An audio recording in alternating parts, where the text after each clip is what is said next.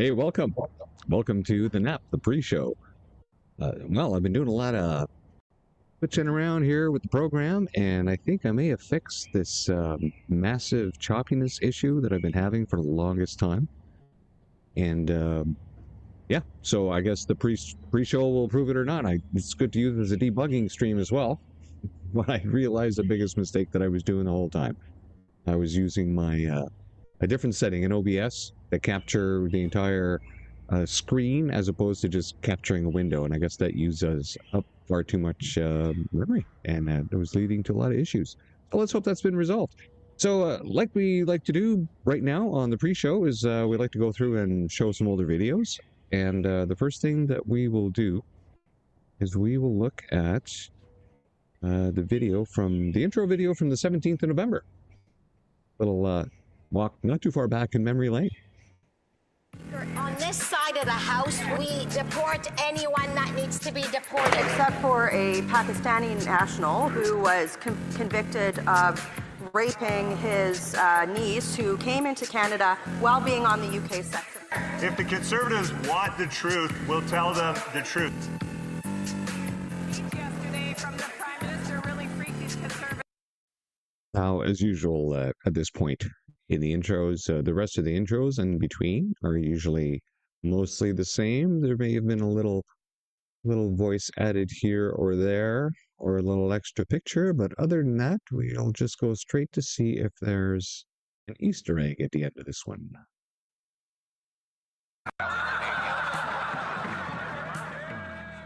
Canada's economy is in fact growing, Mr. Speaker.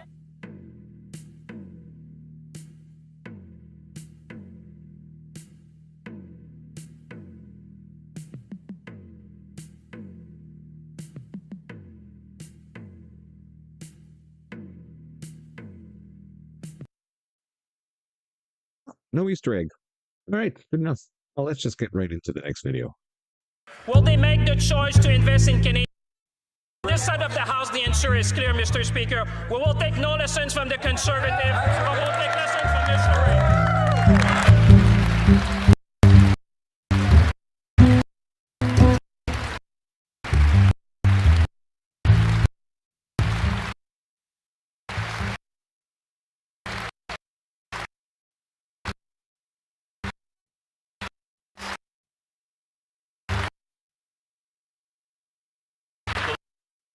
The future of young $1 this year. The honourable member for Calgary East from the top, please. Numbers don't lie, Mr. Speaker. The Liberals have sacrificed. As soon as we started showing the videos, the stream started going choppy, which is weird because that was test stream was doing nothing but showing videos, no issues whatsoever. Then as soon as I start to show, boom. So, all right. Let's just fix this setting here. And hopefully this doesn't happen again.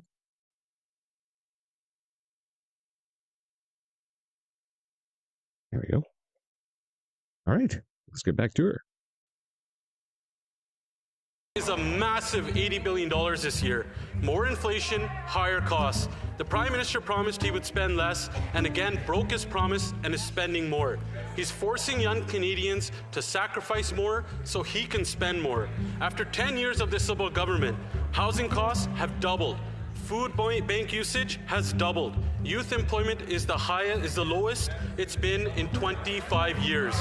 The cost on the interest of this government's debt is more than GST revenues or what goes to provinces in healthcare transfers. And today, the finance minister had a choice to make. Food prices could have came down. They could have been cheaper, but again, he refused to do this.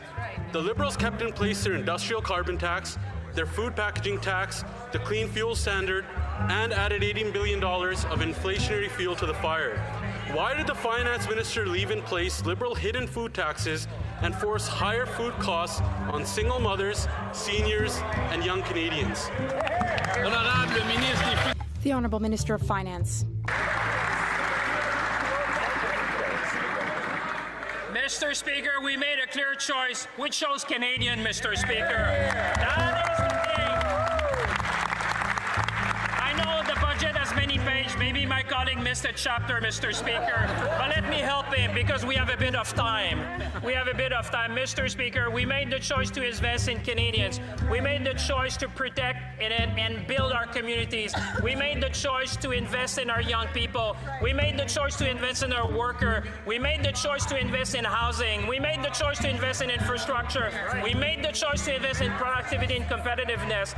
We made the choice to invest in our defense, Mr. Speaker.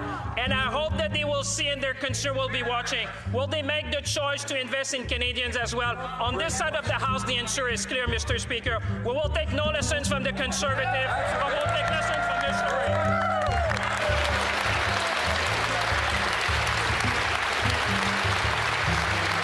Resuming debate, the Honourable Leader of the Opposition.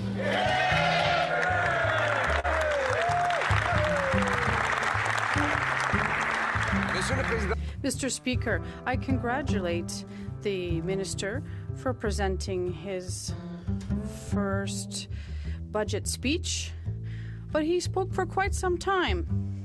And given this Liberal government is adding almost $10 billion to our national debt every hour, it must be the most expensive speech in the history of this Parliament. Minister for his first budget speech. It was a very long speech.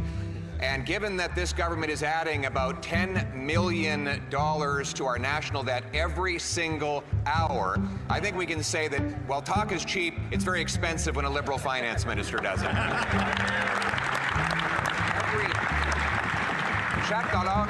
Every dollar that the government spends comes out of the pockets of Canadians.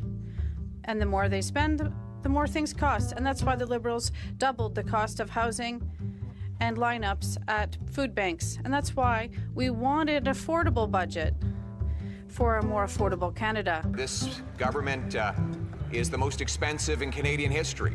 Every dollar the Prime Minister spends comes out of the pockets of Canadians. The more they spend, the more things cost. And that's why Conservatives were calling for an affordable budget, for an affordable life, after Liberals doubled the cost of housing and doubled the lineups at our food banks.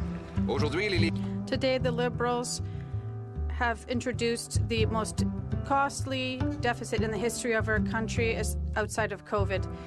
It will generate higher costs for groceries, housing, and for everything else. The Liberals have introduced the most costly and largest budget deficit in history outside of COVID. The cost of this Liberal budget will drive up the cost of food, housing, and everything else that Canadians buy. And the Prime Minister has broken every single promise he made just 7 short months ago. He promised a $62 billion deficit. He delivered nearly an $80 billion deficit, $16 billion bigger than he promised and twice the size that his predecessor left behind. He promised to lower the debt to GDP ratio. He raised it, and inflation along with it. He promised to spend less. He's spending $90 billion more, costing $5,400 per family in Canada. And that $90 billion, to the Prime Minister's heckles, is above and beyond the promised $16 billion that he says he will one day find. And if he doesn't find them, it will be over $100 billion in brand new spending to respond to the Prime Minister's heckles, Mr. Speaker. He also promised that he would invest more.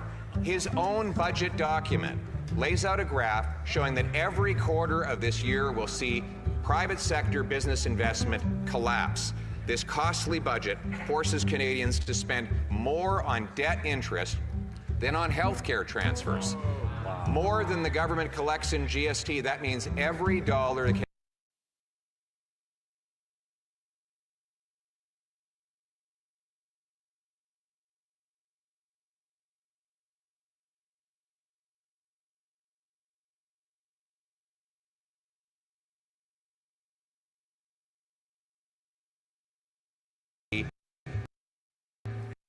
holders instead of to doctors and nurses, all while he raises the industrial carbon tax on farm equipment and fertilizer and therefore food, on steel, concrete, and other industrial projects needed to build homes, a big tax increases on homes and food. Donc, So, on behalf of Canadians who are already paying too much for the cost of this Liberal government to heat themselves, house themselves, and feed themselves, Conservatives will not be able to support this budget. Instead, we will. Our party wanted an affordable budget for an affordable life.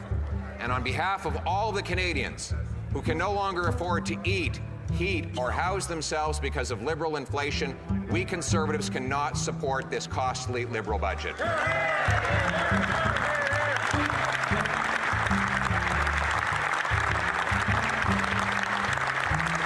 But there is still time for the Prime Minister to do the right thing. We will put forward an amendment that will transform this policy by making Canada affordable again. It will get rid of the industrial carbon tax, cut the wasteful spending to bring down debt, inflation, and taxes. It will open our country up to opportunity by developing our prodigious resources, clear away bureaucracy to build affordable homes.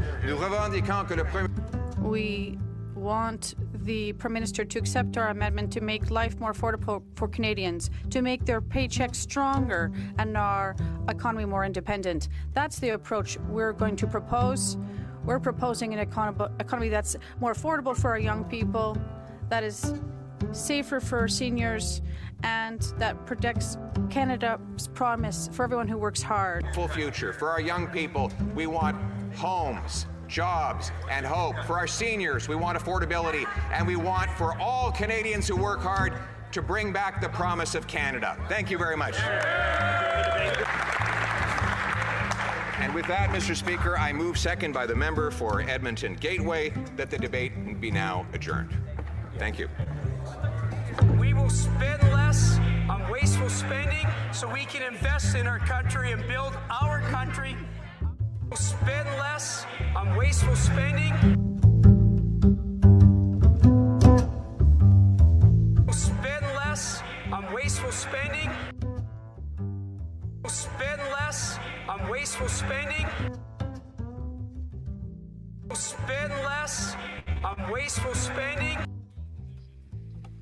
In addition to cooking the books, the Prime Minister also rigged his GST rebate on housing to make sure that 95% of home buyers would not qualify for any break at all. Zero, zip, zilch. And the Prime Minister, meanwhile, puts a new rising tax on steel, aluminum, glass, cement, concrete, all the things that go into making a home. In other words, the industrial carbon tax is a housing tax. With Liberals already having doubled housing costs, will the Prime Minister axe the industrial carbon tax so Canadians can afford a home? The Honourable Governor of the House Leader. Mr. Speaker, once again, the Leader persists and doubles down on these fake, imaginary taxes that exist only in his head and on the talking points that he hands out. What I will tell you is this is a budget where conservative-minded voters, people who think of voting conservative in elections, you know what they like about it? They like the hope. They like the ambition. They like the economic growth. They like bringing this country together from coast to coast to coast to invest in our potential, to invest in our young people, and to grow this country to be the best in the G7, Mr. Speaker. That's what they like. The Honourable Leader of the Opposition. Mr. Speaker, he says it's imaginary, but it's in his budget. Does that mean the budget is a fictional document? Here it is on page 106, strengthening the industrial.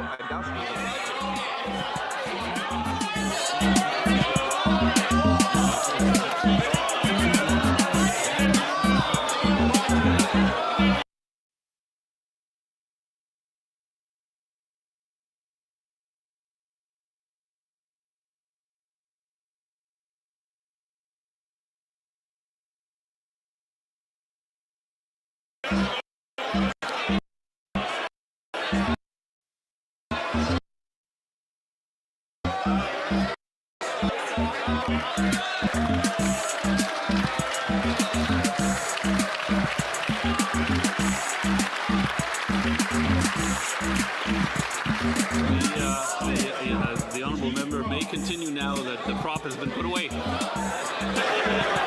Mr. Speaker, They say their budget is a prop and its contents are imaginary. We're in real trouble.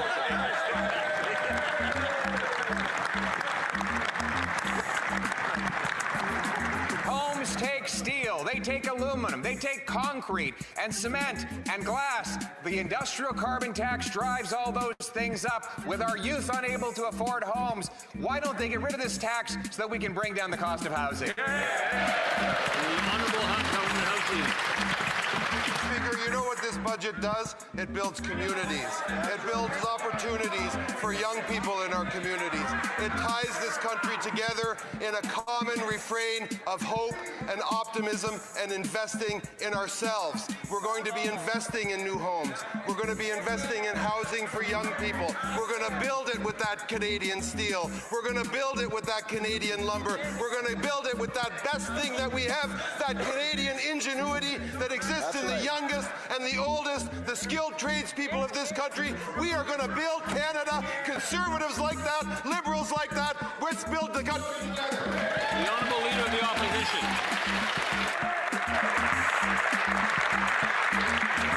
After the Prime Minister's depressing speech demanding young people make more sacrifices, I think the Liberal House Leader asked ChatGPT to write him up a little poem about how he could inject hope into his message. It didn't work, Mr. Speaker. Young people need houses for them to have hope. Houses are needed to raise families. Houses are needed to build equity and collateral and credit history. But the Prime Minister insists on applying an escalating industrial carbon tax that will raise the cost of everything that goes into making a home. So with the Liberals doubling housing costs already, why won't they get rid of this tax? The Honourable Minister of Housing and Infrastructure. Thank you, Mr. Speaker. We know housing is top of mind for young Canadians, and we have heard them loud and clear. Budget 2025 delivers on affordable housing for young Canadians. It focuses on affordable housing and co-ops. It delivers on GST for first-time homebuyers, up to 47,000 homes that will see a big reduction in GST. Building all of these homes creates jobs for young people in the trades, great jobs for young Canadians. This budget delivers affordability for young Canadians. Member for Wellington, Halton Hills North. Mr. Speaker, the last Liberal budget had a fiscal anchor of deficits of less than 1% of GDP. This budget doubles those deficits, averaging 2% of GDP. The last Liberal budget had a fiscal anchor of declining debt to GDP. This budget increases debt to GDP. Will the government admit that its fiscal anchor is weaker than the previous Trudeau government's? The Honourable Secretary of State for Financial Institutions. Speaker, I know they're having a bad week over there, but yesterday we tabled an historic budget to build our economy for Canadians, by Canadians, so we will never be reliant on one country again.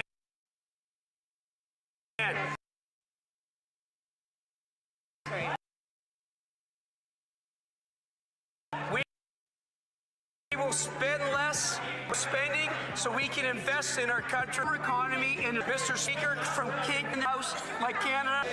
Member for Wellington, Halton Hills North.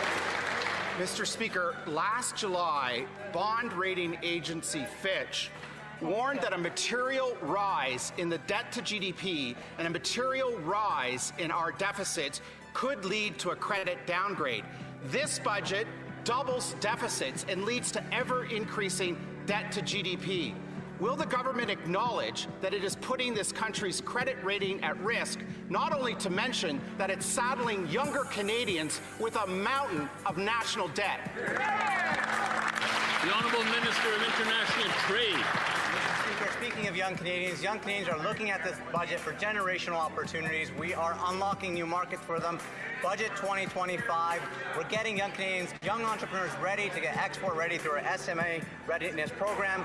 Secondly, once they're export ready, we will launch the Can Export program to support them, attend trade shows globally to showcase their goods.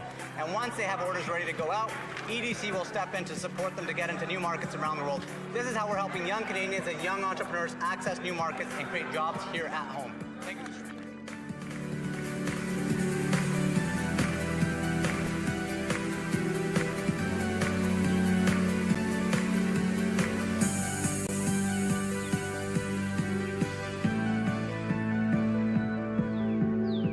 Mr.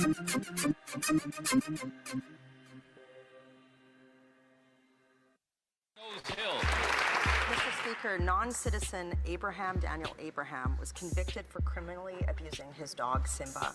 Abraham repeatedly punched and kicked Simba, tied him to a pole so high his front legs dangled off the ground. Simba couldn't lie down or sit and was left crying and yelping. Yet Abraham remains in Canada with no deportation guarantee. That's disgusting. Why hasn't the immigration minister strengthened the Immigration Refugee Protection Act to make sure non-citizens convicted of serious crimes like Simba's abusers are swiftly deported? Mr. Speaker, Canada has a robust system of removals and inadmissibility that enables us to take action, Mr. Speaker. I will commit to the member opposite to look into it and get back to her, but what the circumstances behind the incident that she refers to is abhorrent, and I condemn it wholeheartedly, Mr. Speaker. The problem is, Mr. Speaker, we have an immigration minister that's so weak, she won't even stand up and answer questions to this. I asked about the Immigration Refugee Protection Act. She won't stand up. So I'll ask again. That case is so disgusting. We've had so many cases like this. Serious criminals, non-citizens who need to be deported. Will she stand up and commit to strengthening the Immigration Refugee Protection Act to make sure that these non-citizens who are convicted of serious crimes are actually deported? Thank you, Mr. Speaker. On this side of the House, we are delivering for Canadians every day. This government's highest priority is the safety and security of Canadians. Let me be clear, a foreign national who's been convicted of a crime is inadmissible to Canada. We will work with the IRB, we work with CBSA, we work with CSIS, we work with the RCMP to ensure that we deport anyone that needs to be deported. Except for a Pakistani national who was convicted of raping his niece, who came into Canada while being on the UK sex offender list, or Simba's abuser here. This government doesn't take this seriously. In fact, it's so bad, Mr. Speaker, that this week the Liberals admitted that they didn't even know how many convicted criminals, they gave citizenship to. Wow. Seriously, they put that in an order paper question. So I'll give her one more opportunity here. How many citizenships did the minister issue to criminals in Canada? Because her department couldn't answer this. Let me be clear. Foreign nationals who are convicted of a crime are inadmissible to Canada. On this side of the House, we take the safety and security of all Canadians very seriously, and we act. We work with our RCMP and our policing partners in CBSA to ensure that we act in accordance with the law and the IRPA regulation and act. Thank you very much.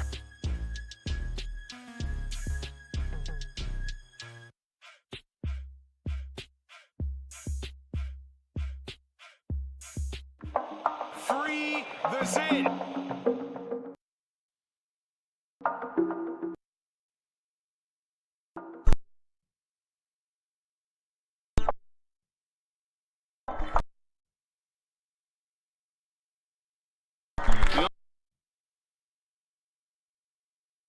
Honourable member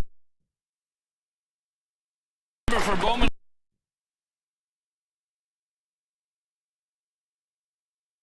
Oshawa North. Mr. Speaker, Liberals have banned the vast majority of nicotine pouches for sale in Canada, despite the fact that many Canadians use these products to help quit smoking. Canadians just want to go to the corner store, the gas station, wherever cigarettes are sold, and choose an alternative product. Even the Neighbourhood Pharmacy Association of Canada agrees. So when will these Liberals do the right thing? When will these Liberals free the Zin? Speaker, our government remains firmly committed to reducing smoking rates, especially among youth. While nicotine pouches may have a role in adults who are trying to quit smoking, evidence shows they're not risk-free. These products contain nicotine, which is addictive and can harm the developing brain. That's why clear guidelines are in place to ensure they're used appropriately and not marketed or flavored in ways that attract youth. Our priority is protect the health of Canadians and especially our next generation, Mr. Speaker. The very same same government that likes to push so-called safe supply drugs into our communities now wants to point out nicotine as a problem for adult usage. Mr. Speaker, Health Canada set a target for 2035. They would reduce the number of Canadians smoking to less than 5%. This government making all cigarettes are sold, corner stores, gas stations, wherever. The question remains, when will the Liberals do the right thing? When will they free the Zin? Speaking of young people, the first new medical school in the GTA in over 100 years in Brampton, Mr. Speaker. It's happening with a $25 million investment in budget 2025. This government is stepping up to support the new TMU Medical School to train the next generation of doctors in Brampton. This is how we're empowering young Canadians across the country, Mr. Speaker. This is how we build Brampton and Canada strong. Speaker, under this Liberal government, it's easier for Canadians to continue smoking than quit. Since former Liberal Health Minister Mark Harlan launched his personal crusade against cigarette alternatives, everything we've heard from this government is smoke and mirrors. While nicotine pouches are banned from pharmacies, cigarettes can be bought anywhere. It makes no sense. So instead of blowing more smoke, will the minister finally give Canadians a real chance to quit and free the Zin? Mr. Speaker, addiction is a serious issue, and these Conservatives are making it blatantly political, which is wrong, Mr. Speaker. Look, nicotine, regardless of where people can access it, causes addiction to nicotine. These Conservatives should be absolutely ashamed of themselves, Mr. Speaker. We have produced good numbers on nicotine and cigarette reductions, Mr. Speaker. We continue to be there to improve the health of Canadians and make sure that these are available at the appropriate time and never for children. Never for children.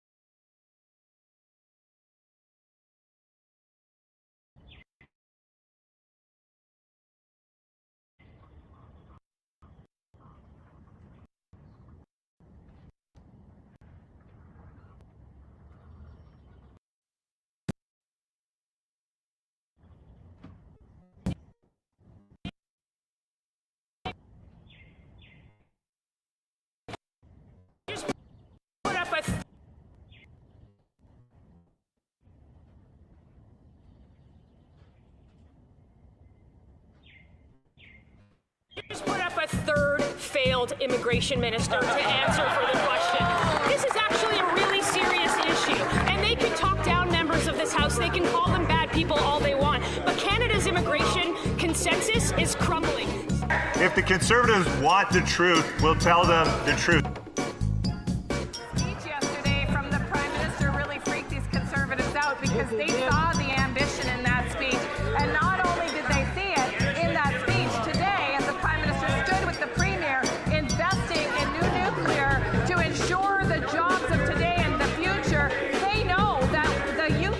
The only thing that's revolting are those answers. Speaker, we will take no lessons from these Conservatives. Trust me on that. The minister didn't write the Prime Minister's speech yesterday because it wouldn't have bored and depressed to tears. It's really hard to follow, isn't it, Mr. Speaker? All of those poor students stuck in that room. There he spoke about how they would have to sacrifice more and that it would take time to reverse all of the misery.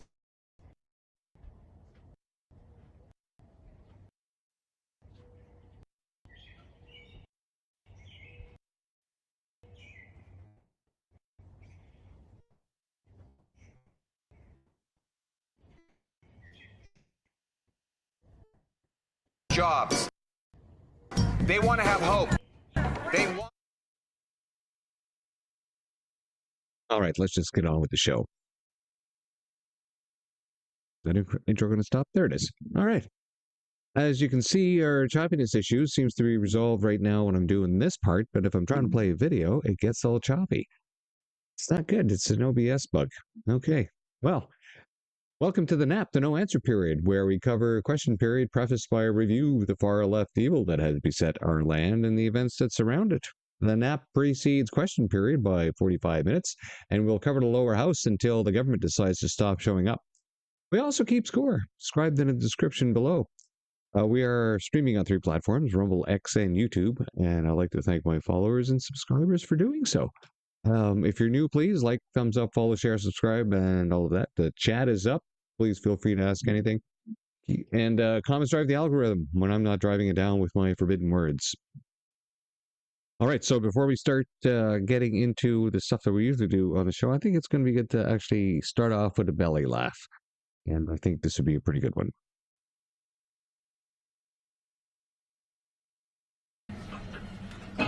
What's the buttons? Oh no, they installed voice recognition technology in this lift. They heard about this.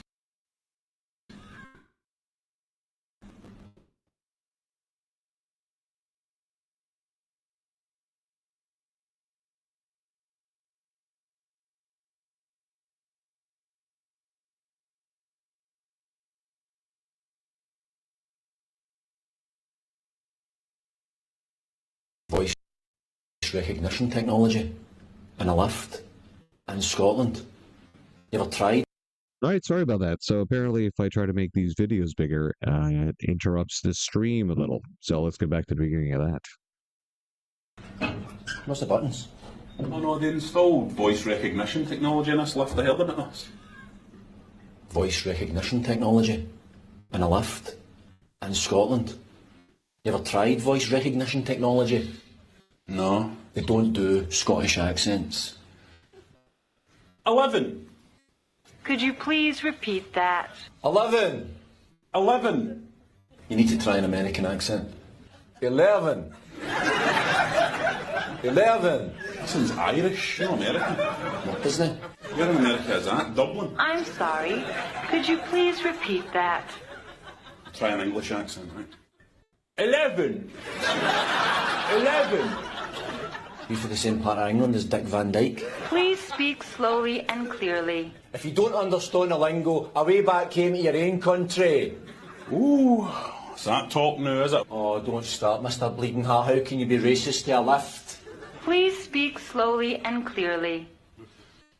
11.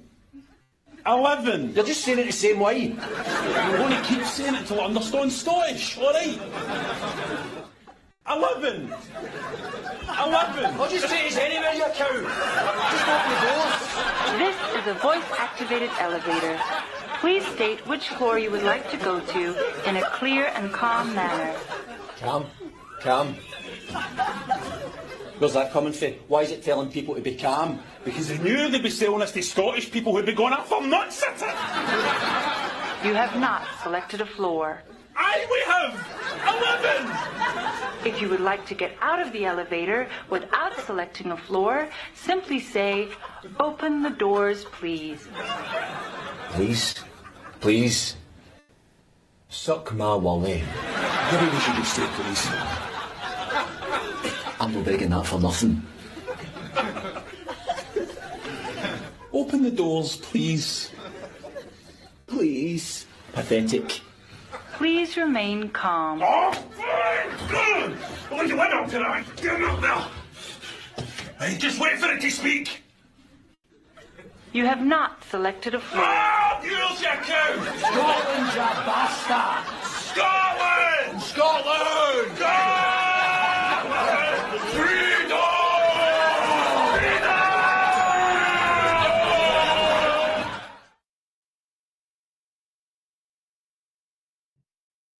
Oh, that makes me laugh every time.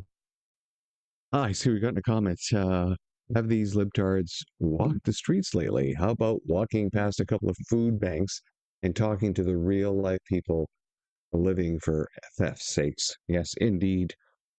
They are so removed from reality. It's absolutely true.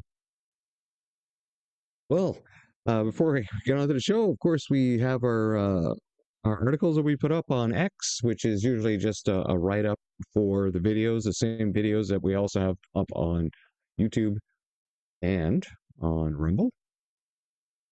And, of course, here we are at the House. And what's going on here? So let's see. Standing Committee on Human Resources, Skills, and Social Development Status of Persons with Disabilities has been adjourned.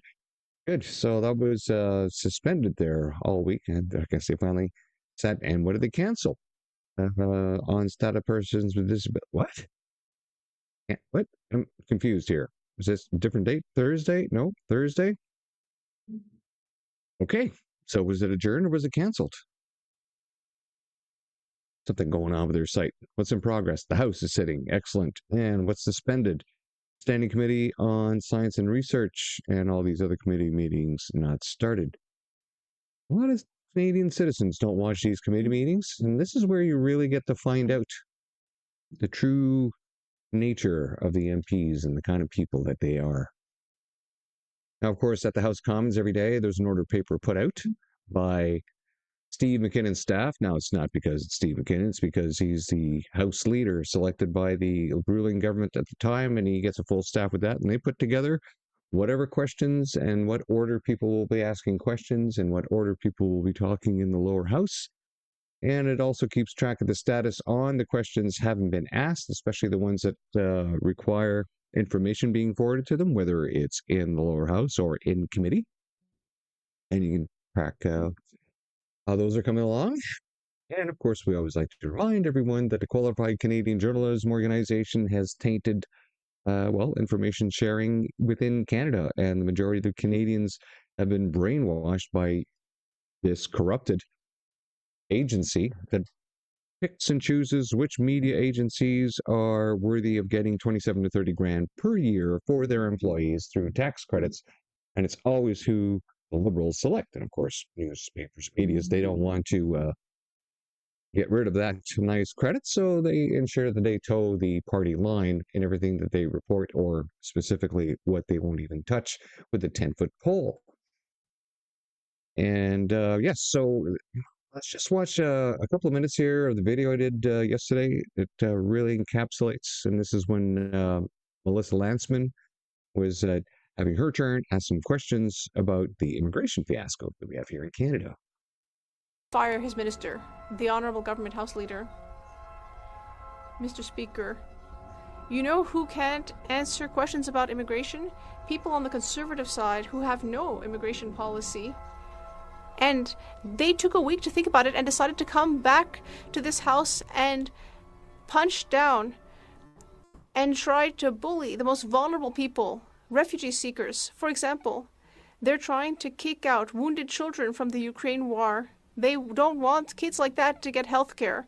It is the Conservatives who don't have an immigration policy. On this side of the House, we are proud of our minister and our record.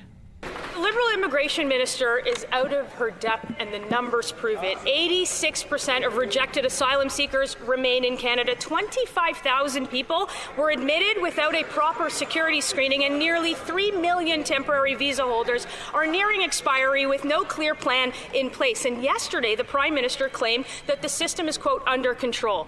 But there are no real controls left. The Liberals dismantled them, and the minister has shown no ability to restore order. So with results like these, why is she still in her job? The Honourable Minister of Justice. Mr. Speaker, I will park some of the factual inaccuracies that were included in the member's question, but let me just take a moment to say that I have been proud to work alongside my colleague for Nova Scotia, not just in her current capacity as Minister of Immigration for Canada. So if you're wondering what happened there, I decided to squeeze his likeness together, because when he talks, he's all arms. His arms akimbo. Left arm goes up, right arm goes up. But he never really says anything, so you're not really missing what he's not saying. Working on a program that may be a difficult problem to solve, but she is restoring integrity to the immigration system, and the personal attacks are cruel, inappropriate, and beneath this House. The Honourable Member for Thornhill. immigration minister with the mess that she has to clean up. And he knows that even Liberal MPs who have been passed over for a decade can see that she's out of her depth because of the mess that he left. These are direct quotes from them. She has no idea how to respond. She doesn't make sense. She puts her foot in her mouth. At what point will the Prime Minister acknowledge that this file requires real leadership and a serious course correction without the two of them? The Honourable Minister of Canadian Identity and Culture. Mr. Speaker, we see what the Conservatives are doing here, pitting Canadians against asylum seekers. Some of them helped us during COVID, deliberately confusing fraudulent claimants against failed asylum claimants. This isn't a dog whistle, it's a foghorn. And I know it's Lent, so I do implore them to show a little grace. So instead of shedding MPs for Lent, Mr. Speaker, which we appreciate, maybe they need to shed this line of questioning. The Honourable Member for Thornhill. They've just put up a third failed immigration minister to answer for the question. This is actually a really serious issue. And they can talk down members of this House. They can call them bad people all they want. But Canada's immigration consensus is crumbling. Stakeholders aren't getting their calls returned. Controls are gone, putting pressure on housing, on healthcare, and on jobs. And the minister is MIA throughout all of it. The House deserves a straight answer. When is she getting fired? The Honourable Minister. So, Mr. Speaker, let's assume for a second that the Conservatives actually want to help the situation. Perhaps the member opposite can turn to her right, talk to the leader of the opposition who's changed so many ridings, he's Parliament's own temporary foreign worker, and ask him to stop going around the country pandering to communities, promising them not to be deported, and promising visas for everyone. That might help, Mr. Speaker. The Honourable Member for Regina Capel. Mr. Speaker, they're putting up all the failed previous immigration ministers to speak for her. Mr. Speaker, the Liberal Prime Minister has created a sentencing discount system.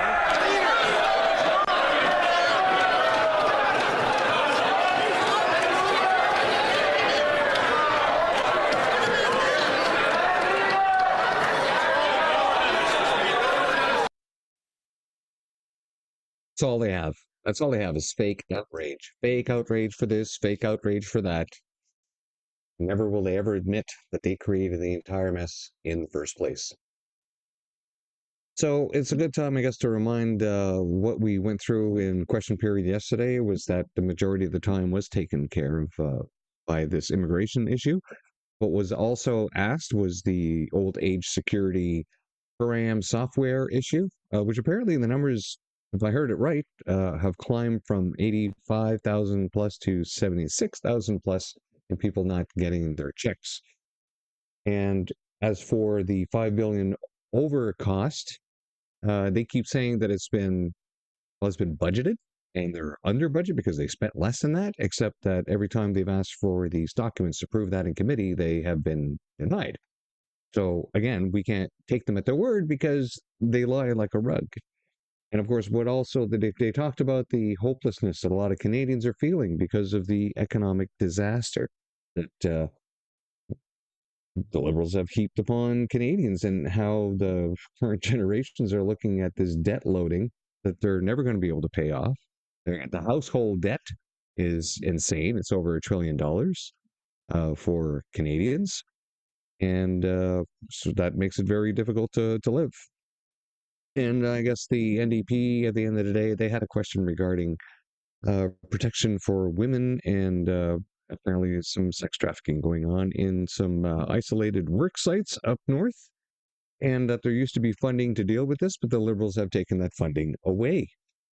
And typically the questions that the NDP asks are, well, all of them are very far left in their socialist leanings, but every once in a while, like a broken clock, they get a question. Carry on to the next story.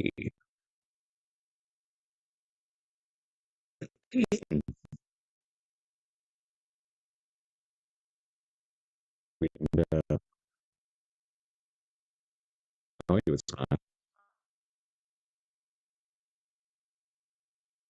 Hey, terribly sorry about that.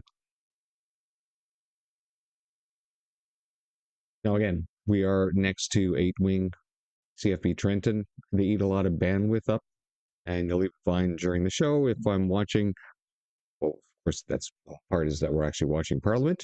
When they're having issues on the stream, it affects the entire system. So, of course, Andrew Coyne, a very far-left journalist, my latest on the disgraceful attempt by 2 political leaders to blame immigrants for their troubles and ours. Again, repeating this propaganda, this punching down narrative of Steve McKinnon, when in fact, the Conservatives are more likely nipple twisting the Liberals into saying, you guys did this, you guys did this. This has nothing to do. These are singular attacks on the inability of the Liberals to solve a problem that they have created, and they can't even answer basic questions. So, of course, outrage and calling other people's names is their go-to. But Andrew Coyne, well, of course, he's one of these, right?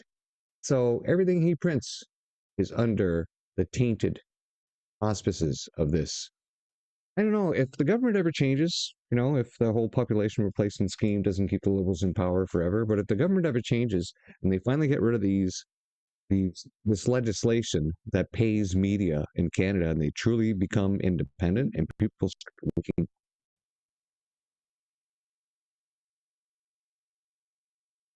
I wonder what's going to happen.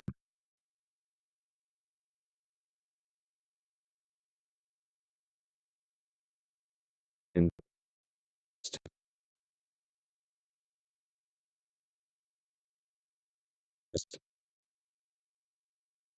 test. There we go. We keep bringing down the bit rate to stop this choppiness. And I don't know. I don't know what to do anymore.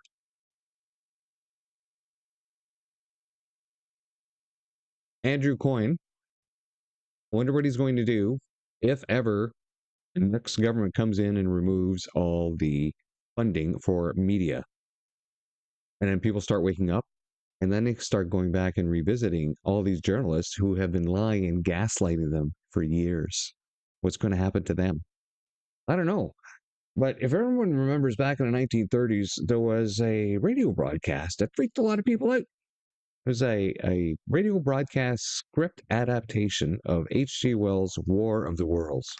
And in that adaptation, this was in the United States, as they were doing the radio play, they announced at the beginning that it was a radio play. But the problem is that people that were tuning in after the start of the show, some of them didn't know it was a show because it was done along the lines as if it was a series of media releases of reporters on the ground explaining the story as the story was developing.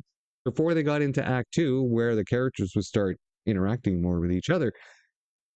So as they were doing the first act, people were tuning in and they thought for real that Mars had invaded Earth. Now, I guess people were freaking out, and then finally the station got called.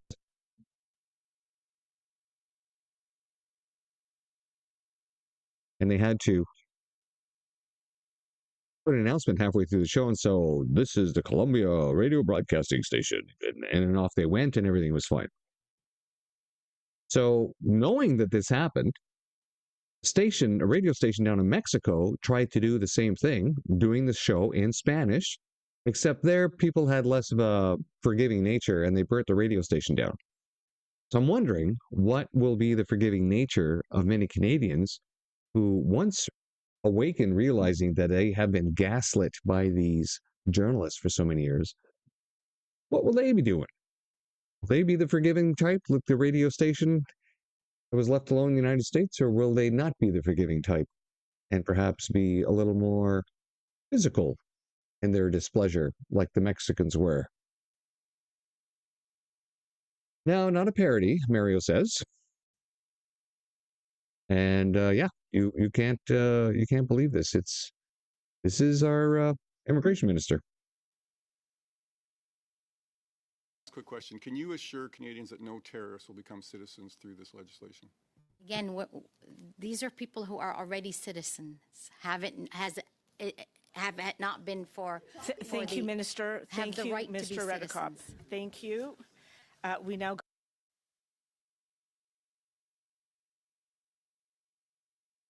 You will hear a lot of responses back from these ministers in many cases and say, oh, that's not our problem. That's a provincial thing. Or that's not my department. That's the other ministry. Turning more and more into a Kafkaesque nightmare. Rachel Thomas. This is vile and deeply disturbing. She says a Toronto doctor is facing 43 charges, including multiple counts of sexual assault and the making and possession of child sexual abuse material. Every charge represents at least one victim. Every victim deserves justice. Yet under Canada's current system, offenders like this often serve sentences concurrently, meaning dozens of crimes can result in time served for only a few. This is profound failure of justice. Change is urgently needed. My private member's bill, C-246, would require consecutive sentences so offenders can serve time for each and every crime every victim is seen, heard, and advocated for. So this bill will never pass because the Liberals have absolutely refused to pass any bills whatsoever presented by the Conservatives. And then shortly afterwards, the Liberals usually go through those bills, steal out the stuff that they need, put it in their own bills, and then make it sound like it's their idea. Nearly half of the immigrant service organizations in the GTA, according to City News Toronto, are facing program closures in the near future, according to a new survey from United Way. Oh, well, United Way. Yes, another charity that is taking most of its money for its own administration rather than actually handing it out. United Way is the only official charity that can work within the public service and the Canadian Armed Forces. So you'll see a lot of activity within those areas, raising money every year, having certain goals to meet.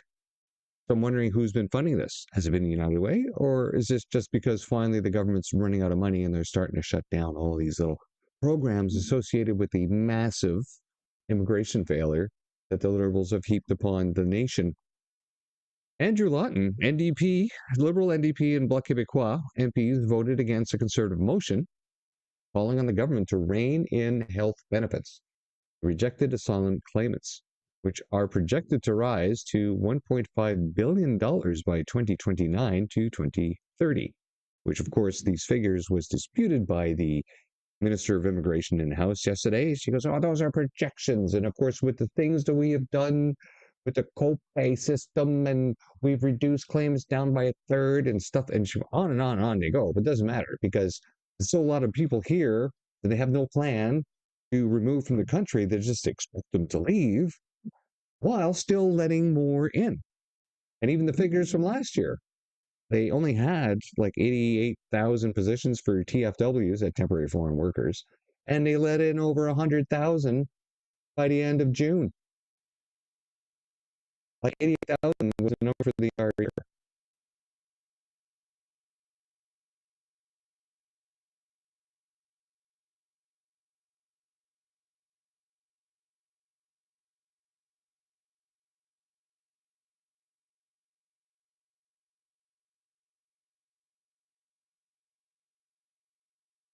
$88,000 was the number for the entire year. Now, as you can see, we just went a little choppy there. And we're going to bring down our bit rate to 350. All right. So they're disputing the amount of $1.5 billion, saying it's going to be less. It's going to be way less, but of course they never provided their own projected lower figure, just as they couldn't answer most of the other questions put in there. Now, the Brockinator. The Liberals questioned and referenced scripture, raising the possibility of charges. Now they say Conservatives are spreading misinformation. The record doesn't lie. When a Liberal minister questions whether quoting the Bible can be good faith and invites prosecutors to act, that sends a chilling message to people of faith across the country. So let's listen to the Brockinator.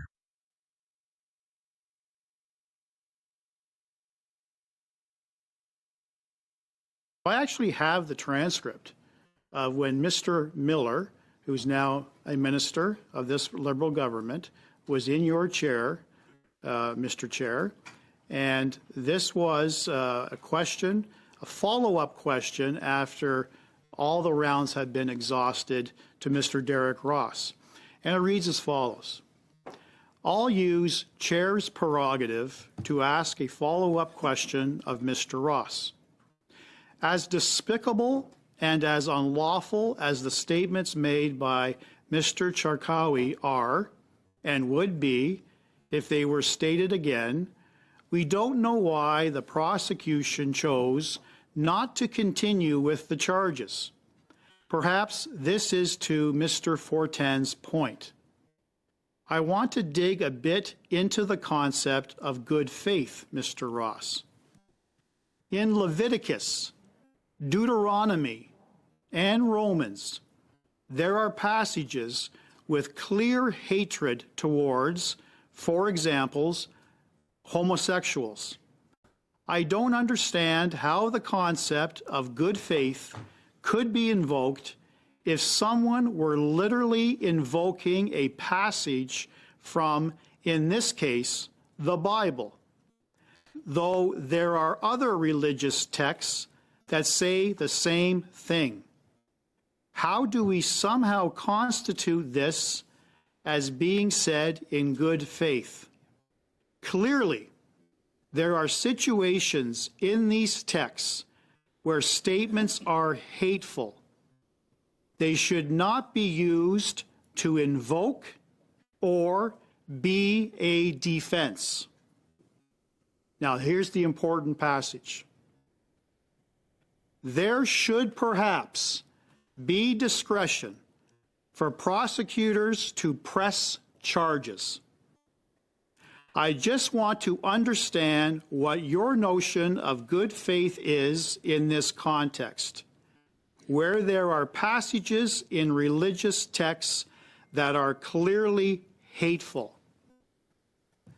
That was, Mr. Chair, before the agreement was reached between the Liberal government and the Bloc Québécois that had absolutely nothing to do with what's in the best interests of this country, but what's actually in the best political interests of this Liberal Party and Liberal government. And Mark Miller, who is now a minister, sent a very strong message, sent a chill down the spine of every single religious leader, follower, and everybody in between in this country that this Liberal government has now declared war on freedom of expression and freedom of religion.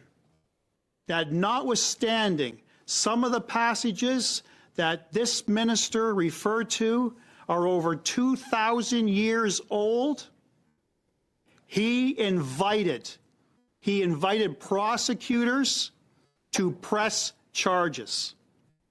So with all due respect, Mr. Housefather, that, sir, is misinformation that did not come from any Conservative member.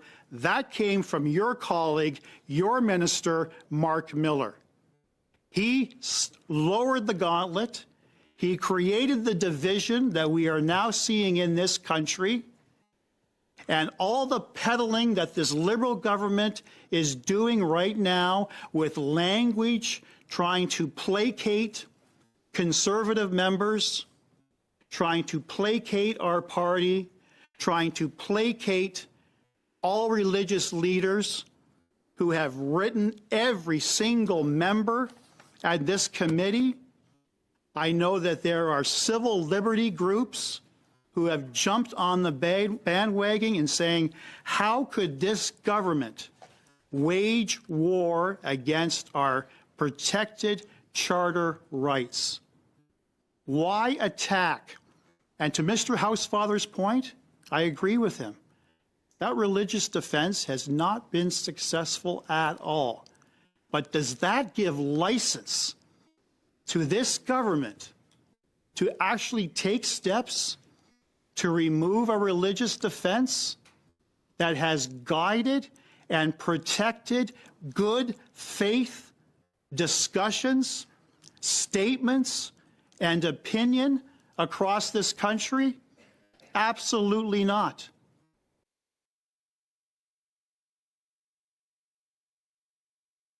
Now, I've said it before, most Canadians don't watch committees. Most Canadians have no idea what their politicians are doing behind closed doors. Look at some of these comments here. Chatterbox Muse says, how on earth have we reached a place where this many of one identifying group have been brought to the machinations of our country's cultures? I mean, the stats, why are they so overrepresented? What's really going on here? Good question. God isn't subject to humans, and the church isn't subject to the state, says Michelle. Nobody usurps the supremacy of God. Well, if you look at initially the legislation and how the country was built on Christian values, and we have to understand that those on the far left, the majority of them, have no faith. And if you don't have faith, then how does someone hold themselves to account for morals and ethics? Well, that is easily explained by what they do and what they have done to this country. Because people with ethics and morals would never have allowed it to get to the point where it is today. In fact, they would feel some kind of remorse for having unalived over 100,000 Canadians waiting for health care because of what they've done to this nation. Now, liberals say no business case for liquid natural. Oh boy. Let's just watch this. For years, the Liberals have told Canadians that there was no business case for Canadian liquefied natural gas. All right, well, Mr. Speaker, so we're already starting to see the effects of these bad policies that the government's putting in place. Enbridge is investing $700 million in an American pipeline down in Texas. Shortly after the American election, TC Energy's approved over $1 billion worth of capital spending on 3 natural gas plants. Now, we know that Canada has a strategic advantage for producing natural gas, but in particular for producing liquefied natural gas. We have a cold climate, as we're experiencing outside right now, which is strategically advantageous for trying to produce it. We're also It doesn't matter. It doesn't matter because common sense will never help the situation when it comes to liberals whatsoever, which is why, let's get this straight. Canada, which Raquel Danko says here, Canada is one of the largest proven natural gas reserves in the world, and we are importing the fuel from Australia. The Liberals' failure to develop this strategic resource and its supporting infrastructure has left us dependent on others. Yeah, Liberal policies have done this. This is vulnerability. A strong, sovereign Canada proceeds from leveraging our superpower, this nation's wealth and natural resources, which have all stagnated and been shut down by the Liberals over the past decade. This is why you are poor Canada. People have said it before, this nation has so many resources under the dirt that we would be richer per capita than the citizens of Saudi Arabia. We wouldn't even need to work. Everything would be provided for us. But no, let's not do that. Let's make everyone slaves. You slaves, work. And look at the route. From now, was it down here that I saw, or was this another? Right. So we're only a faster way to get LNG to Canada, where they took 25,000 kilometer route. Now, from the Financial Post, Australia ships 25,000 kilometers amid an Asian slump. So apparently they're buying less gas in Asia. Now I wonder if Australia was selling the gas to China, because China, well, they've not been talking about this, but we know that their population has been shrinking fast and radically fast. I mean, entire villages are just abandoned. They figured that there's probably maybe less than 1 billion, maybe far less than 1 billion in China, that they're overinflating the amount of people that are there already, which would account for lower gas usage if that's where they're actually selling it when they say Asian customers. Of course, there are plenty of other Asian customers in the area. And I don't think any of their populations have been shrinking, which means that they would still need a lot of gas, unless, of course, they overproduced. Either way, My God, the economics of making this route viable? Wow. Insane. Well, child poverty rising for the third straight year in Canada, report says, according to Global News. Yeah, that another massive Liberal success right there. White Rabbit Warrior states, is the Canadian dental system complete BS? Where he details one of his own experiences here. Story time. Last time I had a chance to get into my dentist was about 5 years ago, just before they locked everything up down because of the COVID stupidity. I had to take 2 appointments and was in the process of making the next when they shut everything down. First appointment, cleaning and checkup, took about an hour. His radiologist wasn't there that day, but he identified several problem areas and said I had likely about 4 cavities that needed filling. Second appointment, x-rays, consultation, and time to work on one of the cavities for filling. Let me know that I had about 7 now as opposed to 4 that needed work. No, so I'd have to schedule a decent block of time for the others. Also, the freezing wasn't working, so they had to give me multiple shots for the one cavity. That's when the lockdowns hit. Next appointments couldn't be done. Total cost was roughly $750 just for that one appointment there. From round 2 today. And we figured that while in my wife's hometown in South Africa, we would go see her dentist. To now, I'd just been busy and, to be honest, dreading the dentist chair. So we go in. Dentist proceeds to do cleaning, scaling, etc. I asked him about the cavities as well, so he does the x-rays and shows them to me. 0 cavities. 0. Also of note, the appointment only took 35 minutes and required no freezing. Cost? $111.50 Canadian. Now, this is not the first story that I've heard. Now, of course, he says here, cavities don't simply disappear unless I have superhuman teeth. We've heard stories of people just going just south of the border of Arizona into Mexico, little strip malls there, and they're set up specifically for medical procedures because they know you can go down there and get a lot cheaper. In fact, you could probably book yourself a trip, go down to Arizona for 2 weeks, book yourself a hotel, do the touristy thing, do the dam tour at the dam, all that stuff, and you can go get your teeth done. And it would still be cheaper than trying to get them all done here. I have a friend who's in the process of having teeth removed and getting those implants and getting all that done. And they've been looking at the costs in different areas and the cost of doing it in Canada. I can go to Dubai and get it done cheaper. It's crazy. It's absolutely crazy. There's something definitely wrong with the healthcare system in Canada. And I think the biggest problem that's wrong with it is that it feels it has an indefinite amount of money to spend from the Canadian purse. Now, Donald Best, who's been covering and keeping us up to date on Detective Helen Gruss, and she will be sentenced for her discreditable conduct May 19th, 2026. And if you're not sure of who she is, she's a detective. And she decided to investigate infant deaths because infants were dying at a higher rate than normal. And her investigation led her down a path to, the COVID vaccine. What's causing it? And that apparently was politically inconvenient, so they have been going after her ever since. So she's been put through a star chamber, basically. And if this ruling sticks, it basically states and reverses the entire concept of what police are allowed to do here in this country. Because at this point, police can start any investigation on their own that they want, especially a detective, because that's your job. To detect. And how are you going to do that? You need to investigate. Be the investigator. But now apparently they said, no. You needed to ask your supervisor's permission before you started that investigation.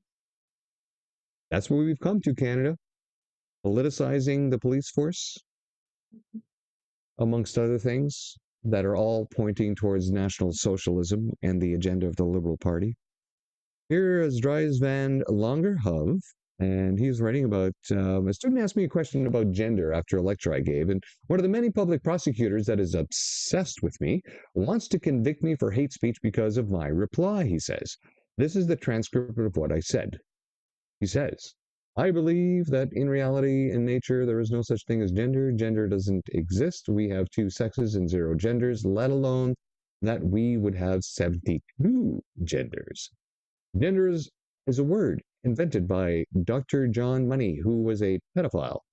He had children genitally mutilated and sexually abused to brainwash them so he could prove that there is a thing called gender and that it exists separately from sex. But his research was one big lie that has sadly used, I guess it was sadly used as the basis for the creation of gender ideology. Now, everything I said is public knowledge, he says here, and even leftist Wikipedia confirms it to be true. Go look up Dr. John Money, the man who coined the term gender as we know it today and founded gender ideology. Yet, according to public prosecutor Viral Devos, these 2 paragraphs are hate speech, punishable by prison. Sun is out today, and my work is piling up. But here I am once again preparing my defense in one of my many lawfare court cases. Sharing my story is the best way to support me. Public pressure work. Like, repeat, repost. It's it's insane in the membrane. And these, in Canada, it's the human rights tribunals, star chambers of political appointees to decide the fate of people, where people are allowed to bring their grievances against other people. And those other people are brought into these star chambers to be prosecuted. And if the person who brought in the charge doesn't want to be known, you don't even get to know who accused you. And if you somehow win your case against the accused, you're still on the hook for your own costs. Because even if you win, you don't get costs. You still have to pay. Pay. The entire system is set up under the Marxist ideology of the oppressor-victim narrative. Constantly. There's always somebody out there and a victim, and there's always an oppressor. Let's go out there and get those oppressors. It's starting all over again. Heels versus Babyface. Oh, the gay Klingon. Ah, yes. If any Star Trek fans out there, I know I haven't even watched this Starfleet Academy. I can't. I couldn't even get through the first trailer without screaming at the TV. Anyways, Cat Canada posts, turns out that the people who consider themselves the thought leaders of the world and who want to dictate to you how you should live are absolute vile degenerates. Are you surprised? Well, CTV News has reported that the CEO of the World Economic Forum quits after Epstein ties scrutinized. Indeed, Epstein ties, you say. All right, it's a quarter after. Let's go to Parleview and bring up the House. And typically at this point, they're usually still doing statements by members, and that looks very much like a statement by member. Let me bring that out of the way there. Keep an eye on that, because these statements could go on for another 5 minutes. Again, I blame Steve McKinnon. It's his group that's setting up the order paper and who gets to speak and how long they have. And if they're not keeping them to their timings, then obviously you're booking too many people or you're letting them talk too much, which is on the speaker's responsibility. But again, I wouldn't want to be the speaker in that house. It's a mad house. A mad house, I say.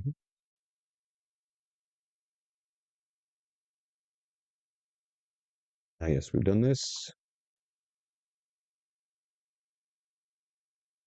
Now, speaking of Epstein, see, they're just applauding right now.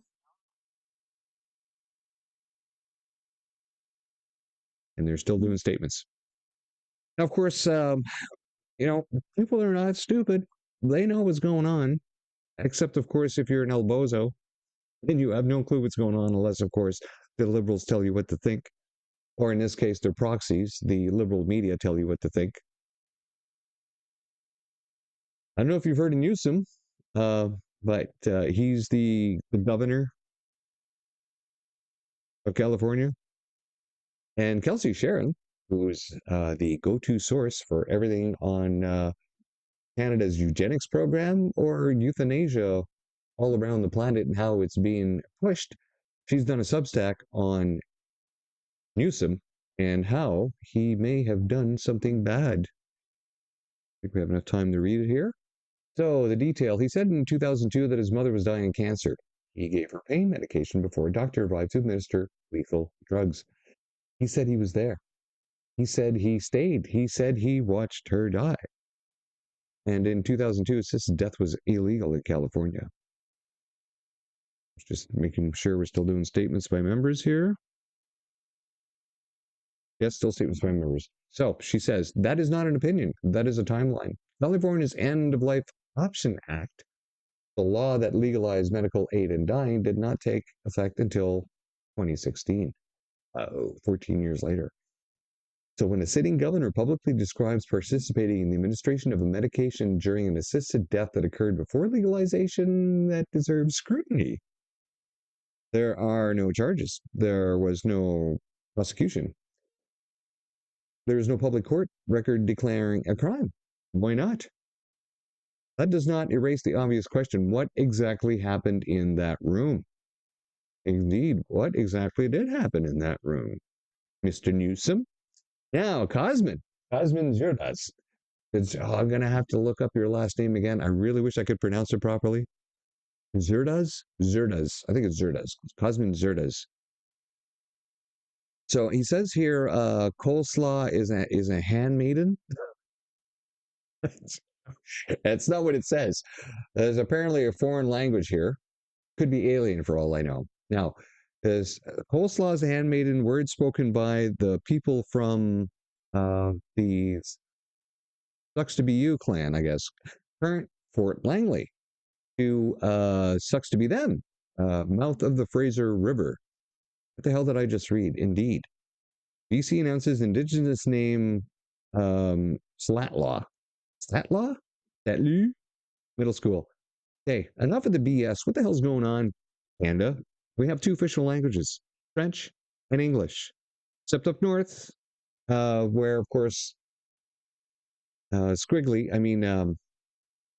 shorthand was adopted for Inuit because they had no written language, so you'll see a lot of that on the signs up there. But seriously, what is going on? I would just say, people, when you see a word like that, just make up your own words. Start calling a bridge after what you like. Try to find something offensive to name it after. I guess we're starting. Okay, let's bring that up here.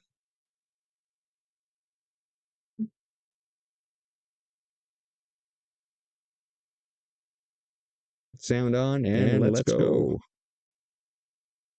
Yesterday, the immigration minister couldn't get up in her chair and defend her record. She can't tell us how many rejected asylum seekers remain in Canada, or how many thousands of people came here without a proper security screening, or just the most basic answers about her job. Her signature bill, C3, could give citizenship to millions of people abroad with the click of a button, and she has no details and no explanations. So I have a simple question for the minister. How many people under this piece of legislation become Canadian? Yeah. The Honourable Government House Leader. Mr. Speaker, this has been not a good week for the Conservative Party of Canada. This has been a week where they put at question our constitutional, to say nothing of our humanitarian obligation to look after people who are sick or injured on our territory, including the children who are fleeing war zones, including in Ukraine, or Syrian refugees or others, Mr. Speaker. It is a shameful thing that the Conservative Party have decided, of all the issues, to come back to this House and talk about these things. The Honourable Member for Thornhill. Minister still won't get up in her chair and answer basic questions about her job. Nearly 3 million temporary visa holders are nearing expiry without a clear plan, and potentially millions of more are going to become citizens, but nobody over there can stand up and answer a single detailed question about legislation in this House. The only response they tell to this side is to call them bad people for asking questions about the legislation. Does anybody over there truly believe that that minister deserves her job, or are there somebody in the backbench that can do it better? The Honourable Minister of Public Safety. Mr. Speaker, let me just say at the outset, the Minister of Immigration is doing an outstanding job, Mr. Speaker. If you look at the numbers, we have asylum that is down by 1/3. We have temporary foreign workers that are down by 50%, and international students reduced by 60%, Mr. Speaker. We're taking control of our immigration system. We have, as of last year, 2025, removed 22,000 individuals who are ineligible to be in Canada. This is a work that we're doing, and we will ensure that Canada remains an open and free society for immigrants and refugees. The Honourable Member for Grand Prairie. Mr. Speaker, he promised affordable groceries. He's given us the highest food inflation in the G7. He promised to spend less, and yet the deficit is now double, and Canadians are now paying more in interest than health care. He promised homes people could afford, but the prices have never been worse. RBC is now reporting that it's the hardest on young Canadians who say at the end of the month that there's nothing left to save. When will this Prime Minister reverse his Liberal inflationary spending so young Canadians can finally save for a home in this country again? L'Honorable Ministre des Finances. Mr. Speaker, I know it's Thursdays, but I have good news for the House, Mr. Speaker. Canada has received the highest level of foreign direct investment in 18 years, Mr. Speaker. 18 years, but yeah, we should all applaud and rejoice in this House. Even the Conservatives should be happy. I know it's Thursday, Mr. Speaker, but in their heart, I know that they're happy that Canada is attracting investment, that Canada is leading in the world, that Canada is building a country that everyone will want to be in, Mr. Speaker, because on this side of the House, we believe in Canada. The Honourable Member for Grand Prairie. Well, Mr. Speaker, just listen to that minister and his high-flying friends. They think everything is great, but Mr. Speaker, we know that inflation is good news for the wealthy and for the bankers. But I can tell you that Canadians, young Canadians, are being the hardest hit by this inflation. TransUnion is reporting that Canadians have now taken on a record-breaking $2.6 trillion in household debt. This debt is attached to mortgages. Canadians are breaking the bank just to keep a roof over their head. When will this Liberal Prime Minister end his inflationary spending to Canadians? L'Honorable Ministre des Finances. Mr. Speaker, we will take no lesson from these. Mr. Speaker, on this side of the House, we have taken affordability measures. When it was the time not to speak, not to ask questions, but to vote, Mr. Speaker, they voted against dental care. They voted against pharmacare. They voted against the National School Food Program. They voted about every measure that will help Canadians, Mr. Speaker. Canadians at home know who's standing with them. We have their back. We're going to build this country, Mr. Speaker. We'll have the strongest economy in the G7. We believe in Canada, Mr. L'Honorable Député de Bellechasse. The Honourable Member for Bellechasse-les-Échemins-Lévis. On this side of the House, we have other things to talk about because under 11 years under these Liberals, young adults are at the end of the rope. An RBC survey shows that 64 of them are living with financial anxiety. 57% have nothing left after they've paid their bills. Meanwhile, Canadian household debt is shattering records, especially because of the cost of housing. Millennials are stuck between crushing taxes and inflationary deficits. They can barely survive. When will this government finally show some common sense? The Honourable Minister of Finance.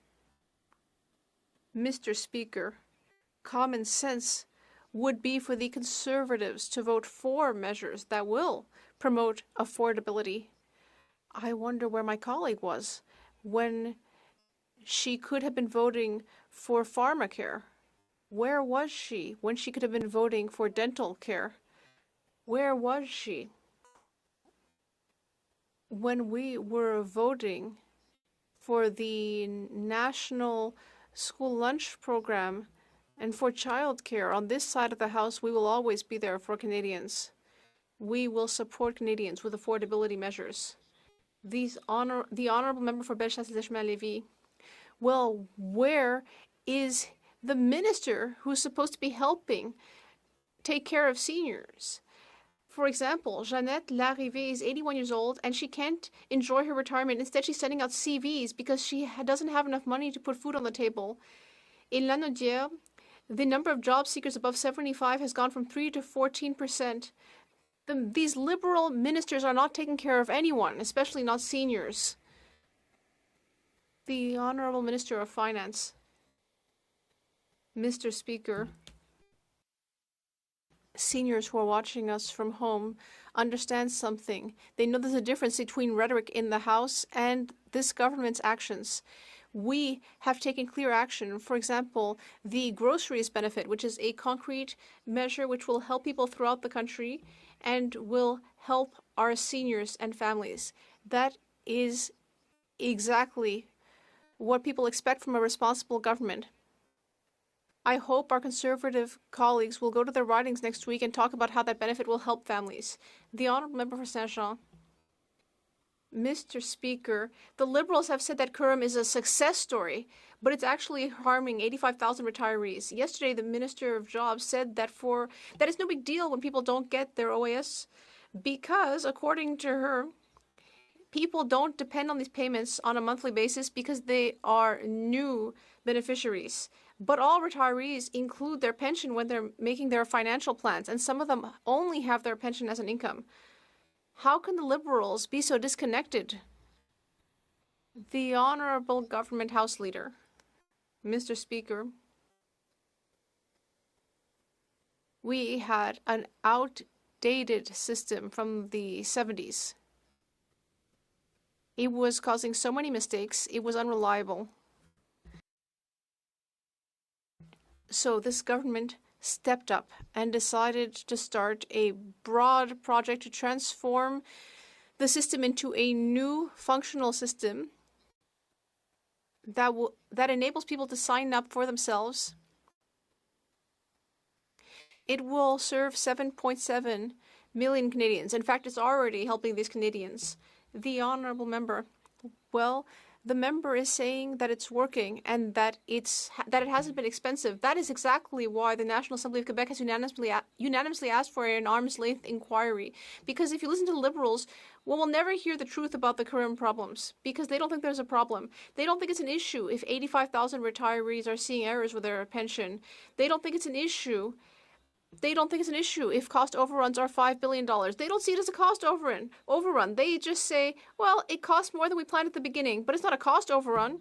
Listen, every time I hear their answers, we see that we need an inquiry. When will there be an inquiry? The Honourable Minister. I'll get up again and explain exactly what we are doing here, which is exactly what Canadians expect, Mr. Speaker. They expect modern systems that provide benefits in a seamless way that they can actually apply for online, and that's exactly the programs that we are designing for seniors. 7.7 million seniors are already on the new system. There are 2 more benefits plans to go, Mr. Speaker, employment insurance and CPP. And, Mr. Speaker, we are confident that Canadians know this is exactly what they need for the next generation. The Honourable Member for Abitibi-Témiscamingue. Mr. Speaker, all of the Quebec parties want this government to stop wasting Quebecers' money. Like with Phoenix, ArriveCan, and Curram, every time Ottawa takes on one of these IT contracts, it turns into a scandal. Just with those 3 projects, the Liberals have wasted more than $10 billion in cost overruns. Meanwhile, Quebecers are seeing a situation where we don't even know if we have enough money for our kids' school trips. Quebec is fed up with this. When will there finally be an arm's length inquiry on federal IT contracts? The Honourable Minister. I think the question is about old age security, so I'll stick to that program. And in fact, that 60-year-old program, which was fraught with problems, was something that the government of Canada sought to modernize, because in fact, Canadians now expect to be able to apply for their benefits online, to be able to have more control about how they apply for their benefits. And in fact, 7.7 million Canadians have transitioned to this new program. For some particular cases with difficult information, we have seen some delays, and as that member knows, we are seeing a decline in... The honourable member for Parkland. Mr. Speaker, the situation out there is dire. After 11 years of Liberal inflation, housing unaffordability, and job insecurity, Canadians, particularly young Canadians, are facing the consequences. You know, we used to take pride in this country when we said that the next generation will be better off than the one before, but for young Canadians today, that just isn't the case. Under these Liberals, the well-off are better off than ever before, but those struggling to get ahead are falling further and further behind. When will these Liberals finally get off the backs of Canadians for a change? The Honourable Parliamentary Secretary. Well, Mr. Speaker, this government is squarely focused on opportunity. And opportunity means good job opportunities, and opportunity means affordable homes. As the members might know, C4, our bill is in front of the Senate right now, and it's eliminating GST for first-time home buyers on homes up to $1 million.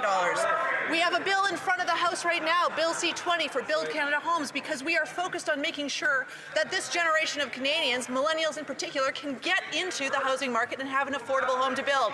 But these Conservatives seem to want to stall our housing agenda every step of the way. They should get on board. The honourable member for Parkland. Well, Mr. Speaker, Liberal spin can't avoid the facts. Under this Prime Minister, the rich are getting richer, while working Canadians are falling further and further behind. Liberal inflation has made the bankers rich, but the cost of food, vehicles, and housing is out of reach. Young people are facing record-high unemployment, and even those who are lucky enough to have a job can't even afford to pay their bills, let alone save for these million-dollar homes these Liberals are talking about. We need to restore jobs with powerful paychecks to ensure that the next generation can be better off. Conservatives are fighting for that future. When are these Liberals going to get on board? The Honourable Parliamentary Secretary. Mr. Speaker, you know what Canadians are tired of? They are tired of this rhetoric that says that Canada is broken and we're not getting ahead. They elected a government with a plan, Mr. Speaker, a plan that is cutting taxes for 22 million Canadians, that is delivering a groceries and essentials benefit to put much-needed money back in the pockets of many Canadian families, that is committed to affordable childcare, saving families upwards of $10,000 a year. Those are measurable plans to make life better and more affordable for Canadians. We're proud of that. I wish the Conservatives would stand with us. The honourable member for Cloverdale, Langley City. All 5 of my children are married and raising families of their own, and like so many young Canadians, they're working hard just trying to not fall into debt. Home repairs, music lessons, cadet uniforms, gas to drive kids to activities, the everyday costs of raising a family, it all adds up. Saving is nearly impossible right now. 64% of millennials are worried about their future. Parents doing everything right, yet still falling behind.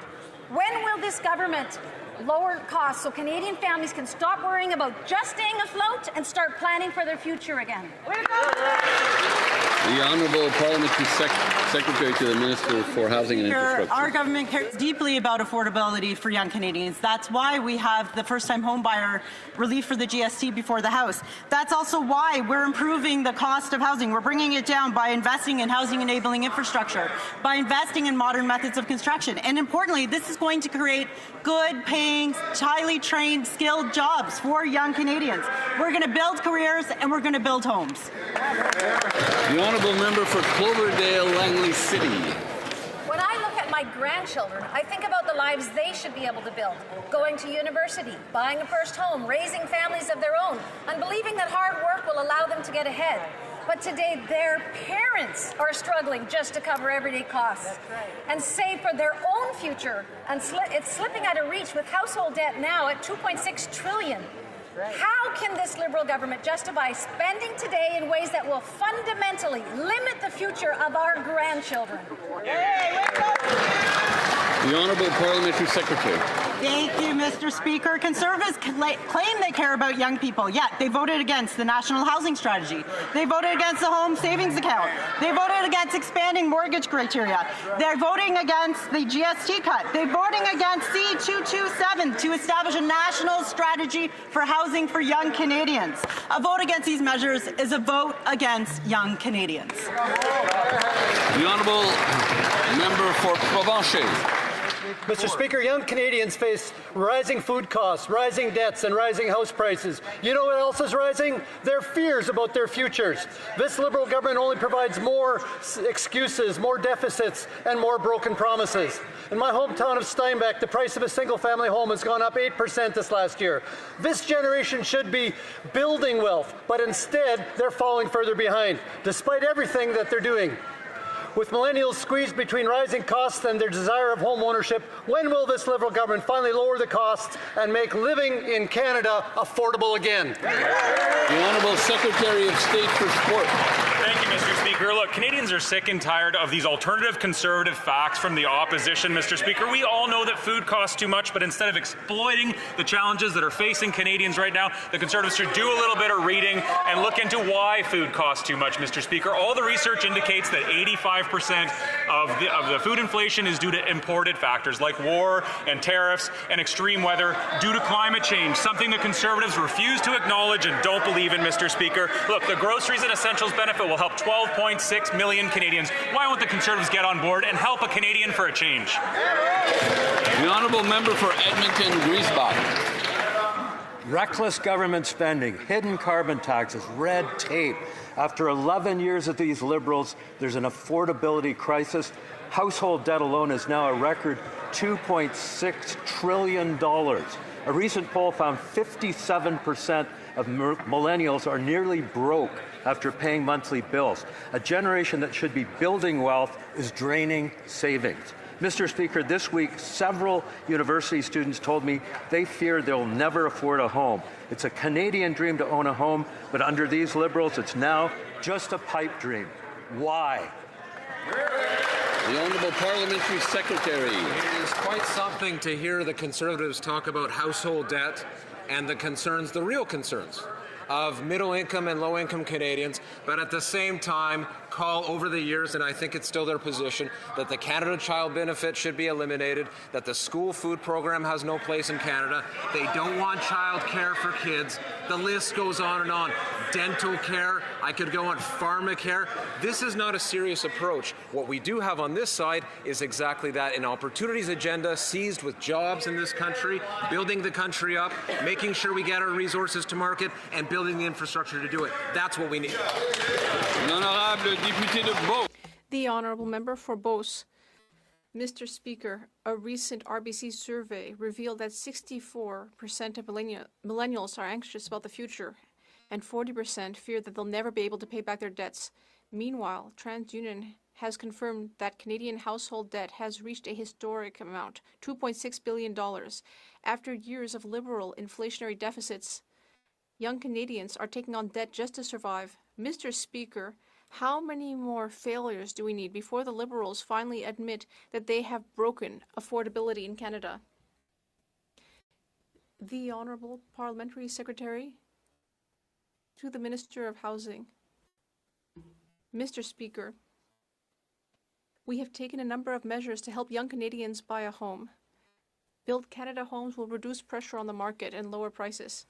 And beyond that, it's ironic to hear the Conservatives complain about this, given that they voted against the home buyer's account. They voted against broadening mortgage criteria and all of the other affordability policies we've brought in to help young Canadians. On this side of the House, we are in solutions mode, but they only know how to block. The Honourable Member for Mirabel. Mr. Speaker, the federal government promised to apologize to the victims of expropriation in Mirabel and that it would never cause this problem again. But in C-15, the Liberals and the Conservatives have been giving Alto exceptional powers to expropriate people for high-speed rail. They are getting rid of the right to have a commissioner. They are getting rid of community impact studies, and they're preventing farmers who might experience a disaster from rebuilding. No one else in Canada has to put up with this kind of thing. Why do people on the North Shore end up being treated like second-class citizens by this government? The Honourable Minister of Transport. Mr. Speaker, we know that the Bloc Québécois is opposed to this major project, the high-speed rail project between Quebec City and Toronto. This is a project that all Canadians really want to see. We are going to ensure that this project is done properly, respectfully. We will show respect for farmers, elected officials, for community members along the proposed route. The high-speed rail project is for all Canadians, and we will ensure that it is implemented in a sensitive manner. The Honourable Member. Well, Mr. Speaker, despite what the Minister says, if the Liberals really want to succeed with their high-speed rail project, they're not going to accomplish that by giving Alto these expropriation powers. They need social acceptability, and that's not what's happening right now. People in Mirabel, Mascouche, and Terrebonne want to be able to have input on the route. The entire region wants to see economic benefits. Farmers and people in general feel disrespected. When will the Liberals get back to the drawing board with everyone to ensure that they can finally obtain social acceptability?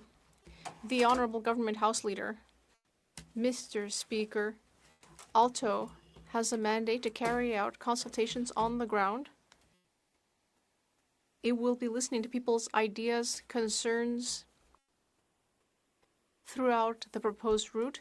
And in fact, they had a consultation this very week. They have had consultations in Mirabel. We will continue to listen closely to what people have to say, and we will continue to advocate for this major national interest project. Will the Bloc Québécois do the same? Honourable member for Calgary-Midnapore. The government told Canadians their new benefit software program would cost $1.75 billion and that it would not be launched without conditions of success being met. Estimates have the actual cost at almost 3 times as much, $6.6 billion. And reports confirm that the government's own service standards are not being met. In fact, last month there was a backlog of 85,000 new benefit applications. These are Canadians who need these benefits for basic essentials like food and shelter. Can the minister explain to seniors who are forced to pay the price of yet another failed Liberal program why it is way over budget? The Honourable Minister for Jobs and Families. Well, I think, Mr. Speaker, let's start with the difference between an estimate and an expenditure. An estimate is what things might cost. In fact, we're way under the estimate as it stands, and we've just started, Mr. Speaker. We have transformed a very old system, 60 years old, something I would point out the Conservatives let decay under their 10 years of government. We took action early on in 2017 to modernize a system, Mr. Speaker, that Canadians depend on day in and day out. In fact, Mr. Speaker, the caseload of backlogs are going down. We have dedicated staff working day and night. And finally, Mr. Speaker, the Honourable Member for Calgary-Midnapore. Well, this minister should do her research. She should be well aware that the Auditor General confirmed in 2023 and 2025 that program costs had increased significantly and would continue to rise. A review by the Treasury Board in 2022 came to the same conclusions, and her own department had to push back the OAS migration 3 times. Right. In fact, 3 years ago, her bureaucrats admitted the costs had already doubled for the new program, even though no benefits had yet moved to the new system. Can the minister explain to seniors who are forced to pay the price why yet another failed Liberal program is way over budget? The Honourable Minister. Mr. Speaker, if 7.7 million migrations to a new system is a failure and 85,000 cases comparatively with missing information on paper applications is considered a failure, I'm not sure how they're doing accounting.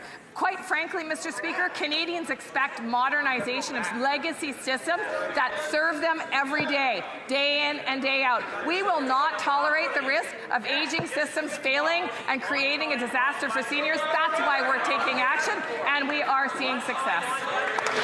The Honourable Member for Carleton Trail, Eagle Creek. The Current software has cost Canadians $5 billion more than what was originally budgeted. To add insult to injury, hundreds of seniors have been delayed from receiving their benefits. An overdue update to an outdated technology has turned into a nightmare for Canadians, with tens of thousands of cases backlogged. Why is it that Liberal programs always massively exceed their projected costs? And why are seniors forced to pay the price for their incompetence and yet another failed federal software system? The Honourable Secretary of State for Seniors. Mr. Speaker, our government is taking action on a critical software program. It is a program that was stalled in 1966. Let's wrap our heads around that for a moment. My mother was 10 years old. Many of the members on the other side hadn't been born yet. That is what they are suggesting the government move forward with. A system that the Auditor General flagged as a high risk for failure. We need to modernize our systems. This system has already brought 7.7 million seniors on board. More will come. The Honourable Member for Carleton Trail, Eagle Creek. The Liberals continue to deny that there are any cost overruns for Current, and even though the Auditor General herself reported 4 in 2025. Canadian seniors deserve better than denial. I'll ask the same question, and I'd like a serious answer from the Minister. Why can't the Liberals stay on budget? And why are our seniors being forced to pay the price for yet another Liberal failure? The Honourable Secretary of State. Mr. Speaker, it would be nice to have a serious question, one rooted in facts, one rooted in numbers. Here, here. To date, $1.5 billion has been spent. I don't know where their numbers are coming from. La La Land, perhaps. But let's stay in reality here, Mr. Speaker. This benefit system is modernizing something from 1966. Wow. 7.7 million seniors are better serviced today.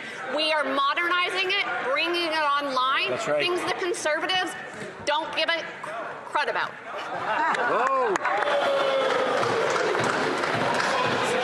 I don't quite know what to make of that. The Honourable Member for King Vaughan.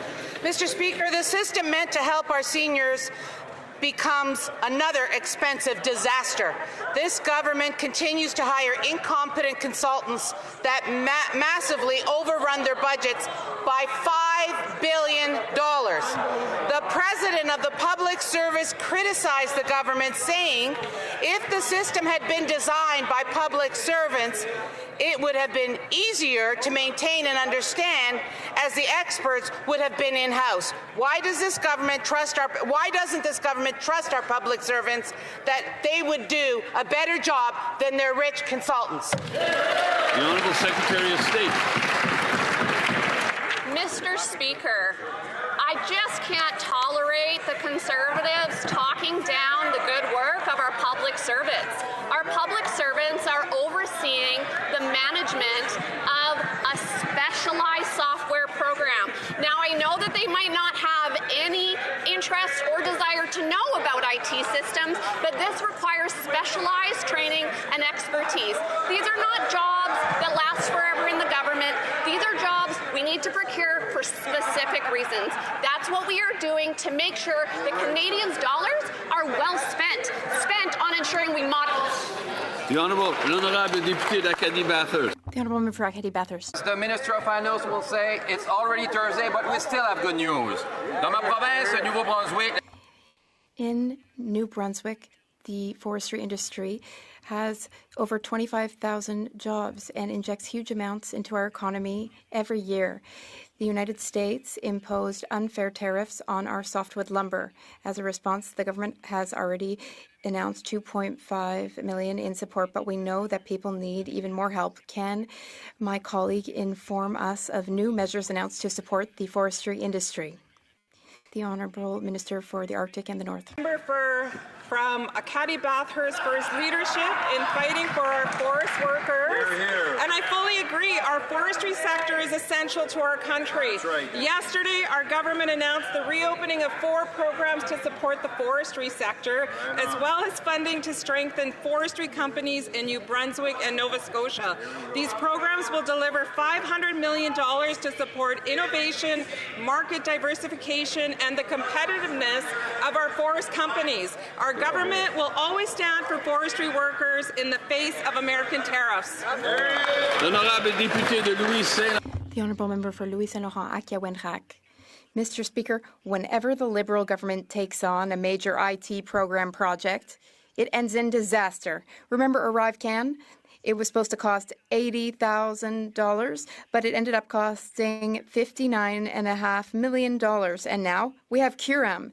It was supposed to cost $1.6 billion. It cost $6.6 billion. That's $5 billion more. That's $5 billion down the drain. How are these Liberals so incapable of managing their spending? The Honourable Government House Leader. Mr. Speaker, in some cases, sometimes, I really wonder about the premise of opposition questions, but the member for Louis Saint Laurent knows better. He knows that this program is within budget. He understands that the program is replacing outdated software from the 60s, which was not best serving old age security recipients. Now we have a modern, up-to-date system giving 7.7 million Canadians and more their benefits. The Honourable Member for Louis Saint Laurent, Akia-Wenrac. Mr. Speaker, thank you. I am indeed the member for Louis Saint Laurent, Akia-Wenrac. 85,000 people, 85,000 seniors are affected, and seniors are among the most vulnerable. They need their old age security payments. Unfortunately, this very minister said that this program is a success story. He said there are only a few cases, 85,000 cases. That's how many there are. How is the minister so arrogant? The Honourable Government House Leader. Mr. Speaker, what would be arrogant would be to keep using a system that was making more mistakes than that. It would have been arrogant to ignore this outdated system that was not precise and was constantly making mistakes.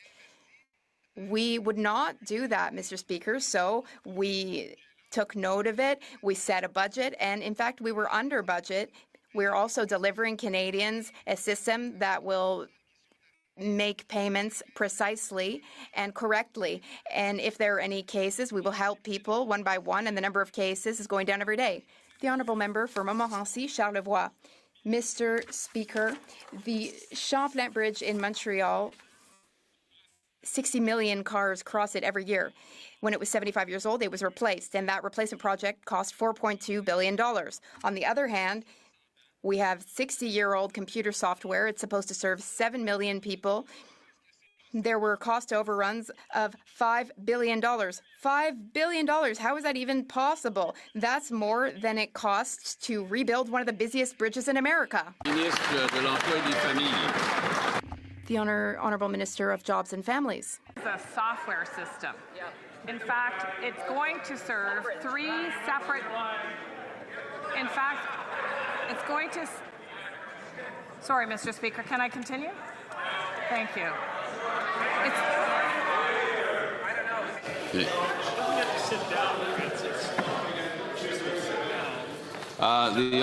The Honourable Minister may continue, yes. Mr. Speaker, let's take a step back. Curum is a software system. It's used around the world, by the way, Mr. Speaker, for benefit payments in countries all over the world. In fact, each country needs to specialize that system because, of course, benefit rules vary in different countries. In fact, the number the member opposite is quoting is the total envelope that it could take for 3 separate benefit systems. The Honourable Member for Montmorency, Charlevoix. Mr. Speaker, Curam is the federal version of Zaklik. The software was supposed to cost $1.6 billion. They're up to $6.6 billion, and that money comes from taxpayers' pockets.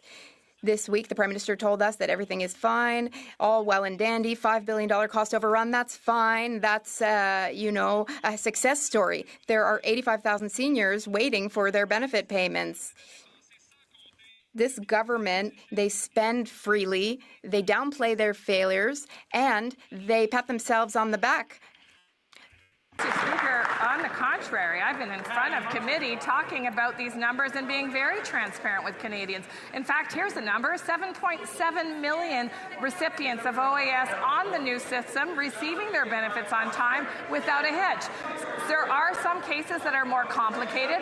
They are paper-based applications. We have dedicated staff working with these individuals.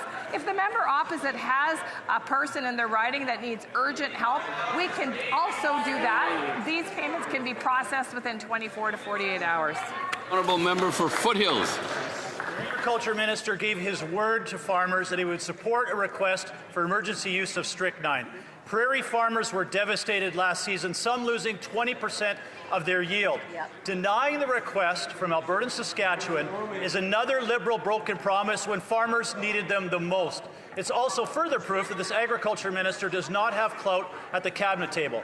Will the Minister keep his word to farmers? Will he reassess this decision with the lens on economic impact and food security?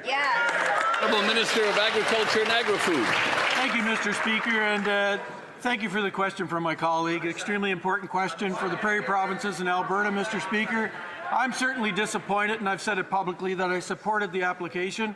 I'm disappointed in the PMR's decision, but ultimately they're an independent agency, Mr. Speaker. We'll keep working with the provinces and the farmers to find an effective alternative, Mr. Speaker. It's crucial that our farmers and producers have the tools they need to feed Canadians, and we'll do all we can to help them. Thank you, Mr. Speaker. The honourable member for Foothills. Disappointed.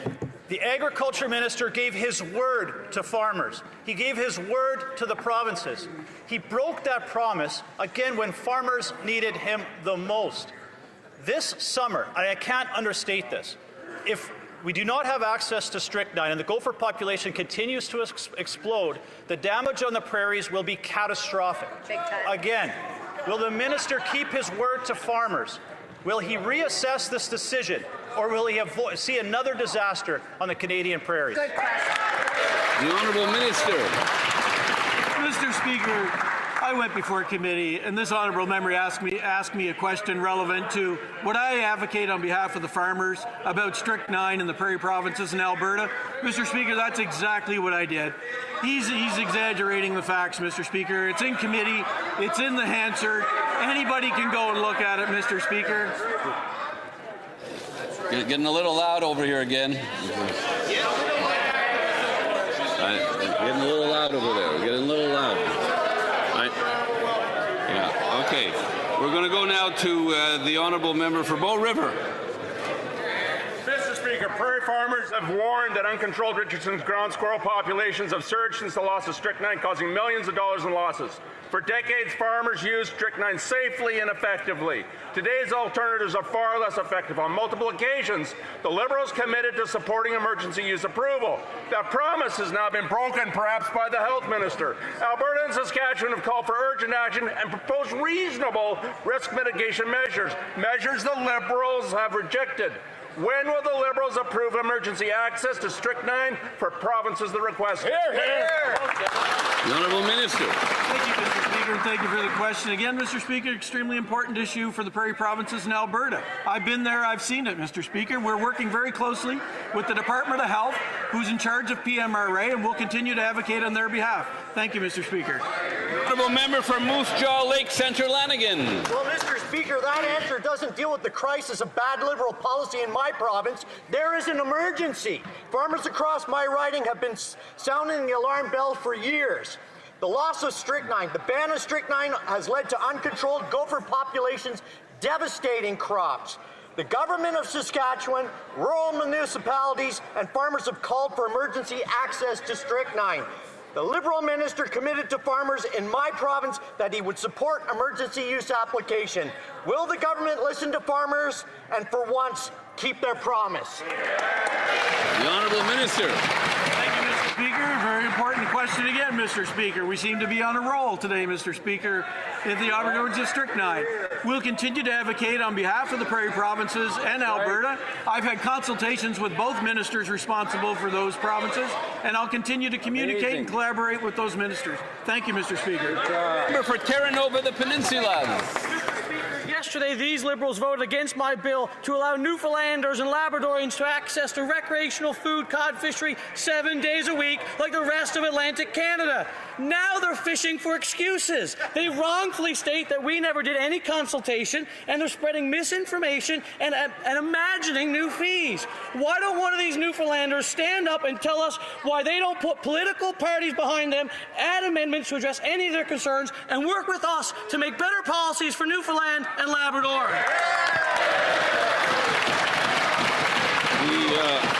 The Honourable Parliamentary Secretary to the Minister of Fisheries and Oceans. Mr. Speaker, fisheries management decisions must be rooted in science for the long-term economic prosperity of coastal communities. Our government will continue to make evidence-based decisions through meaningful consultations. L'honorable député d'Argenteuil. The Honourable Member for Argenteuil, La Petite Nation. Mr. Speaker, Budget 2025 and the accompanying Budget Implementation Act are a bold plan to respond to unprecedented economic uncertainty with a speed, scope, and scale not seen in generations. I'm pleased that this House is also responding to this critical moment with the same sense of urgency. Earlier this week, the Standing Committee on Finance completed its clause-by-clause review of Bill C-15, which we voted on last night. Can the Finance Minister remind us what measures we are voting on? The Honourable Minister of Finance. Thank you, Mr. Speaker. I thank my colleague for his excellent question. My colleagues do great work at the Finance Committee. Yesterday, my colleagues and I were very proud to vote for a generational budget on behalf of Canadians. This budget has historic, significant investments in housing, in infrastructure, as well as in competitiveness. Our budget will also enhance Canada's sovereignty. Mr. Speaker, on this side of the House, we will always be here to build a strong Canada, to have the strongest growth in the G7, and to build the strongest economy in the G7. Oshawa.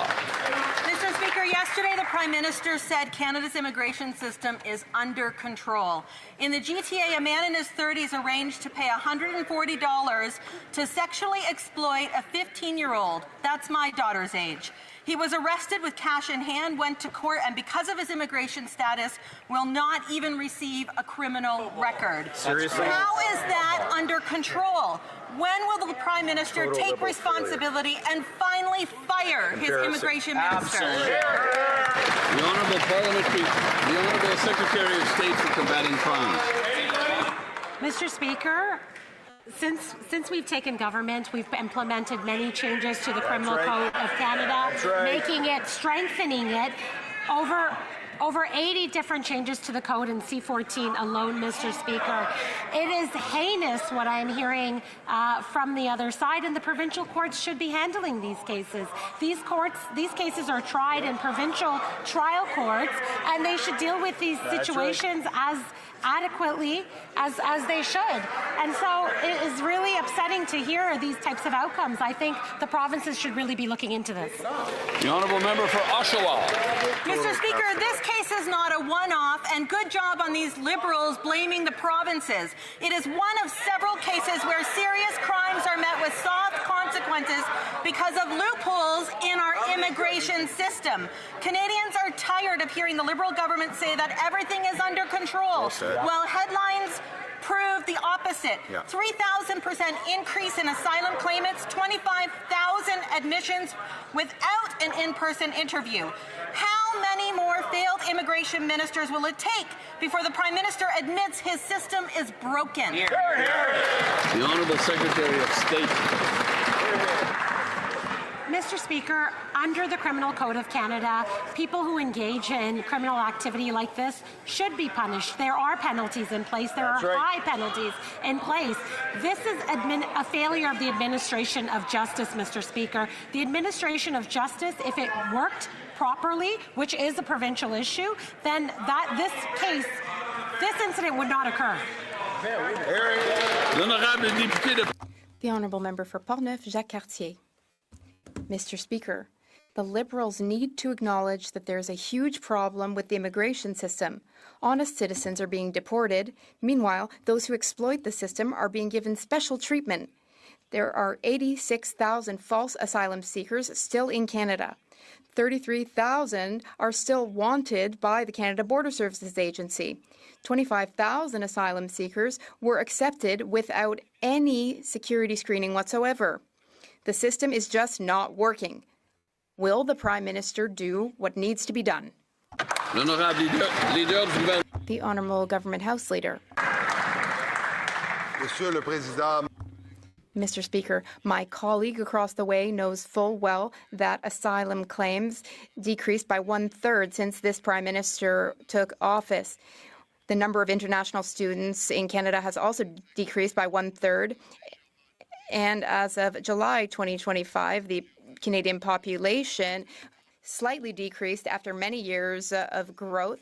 Mr. Speaker, our immigration system is recognized around the world as being a good one. Our system helps us attract talent to Canada, and the member knows better than what he's saying. Mr. Speaker, the world's changing rapidly, and Canadians gave our government a strong mandate to protect our workers and industries, all the while building Canada strong. Last week, we announced the Defence Industrial Strategy, designed to transform our defence industry and make Canada more secure. Can the Minister of Industry please share what this strategy means for Canadian workers and industries across Canada?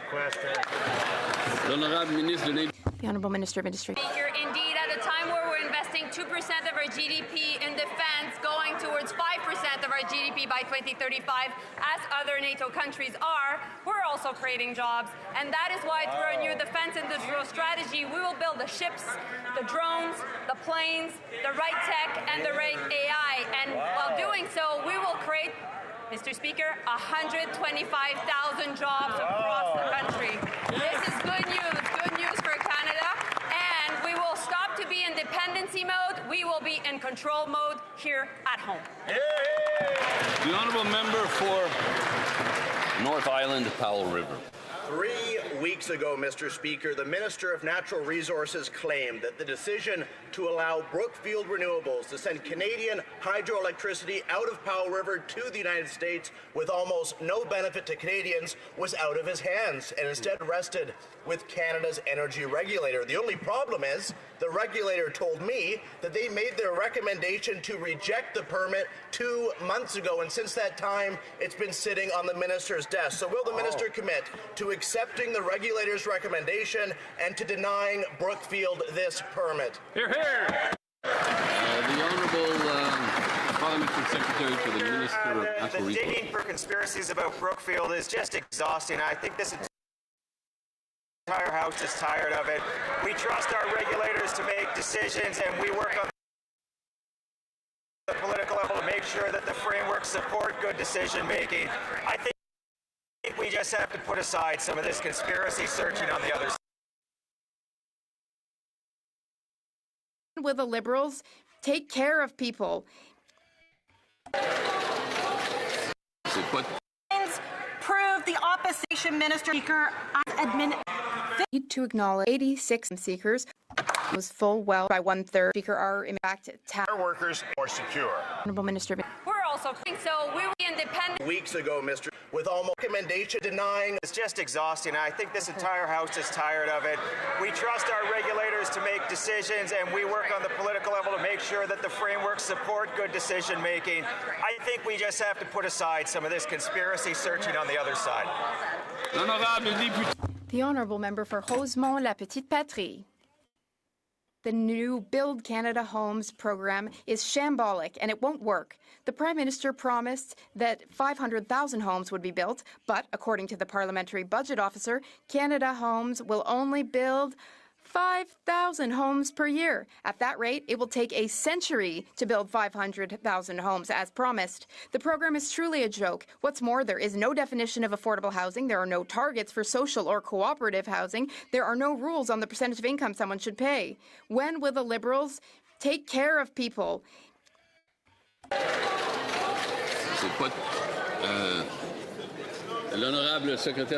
Honourable Parliamentary Secretary. Merci, Monsieur le Président. Thank you, Mr. Speaker.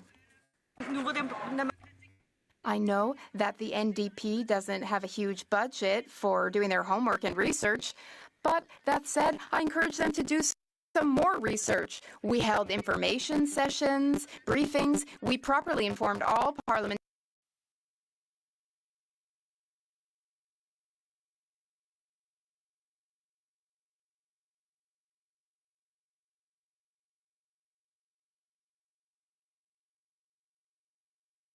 The program is truly a joke. What's more, there is no definition of affordable housing. There are no targets for social. I know that the NDP doesn't have a huge budget for doing their homework and research, but that said, I encourage them to do some more research. We held information sessions, briefings. We properly informed all parliamentarians about what Build Canada Homes will accomplish. There will be co-op housing, social housing. This will help all communities everywhere in Canada. We will build faster.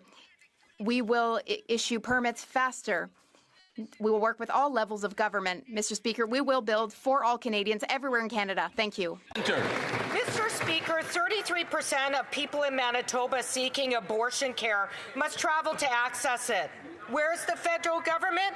Fast-tracking projects of national interest without protections for Indigenous women and girls. Check. Blaming international students, migrants, and asylum seekers for the housing crisis? Check. Ensuring women and gender-diverse people can access their right to health care? Crickets.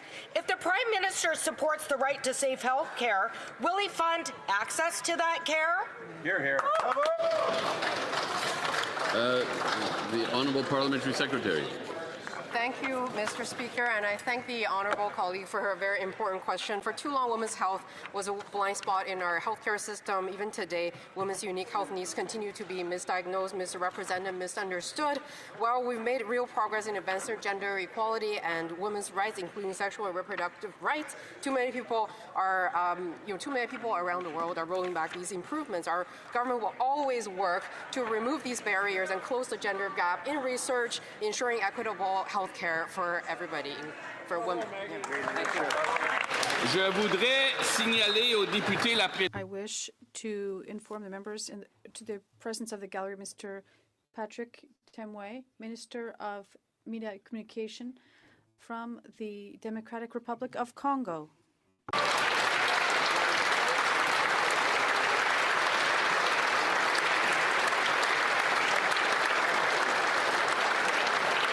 I would also draw the attention of members to the presence in the gallery of Chimimwe Undi, the 11th Parliamentary Poet Laureate.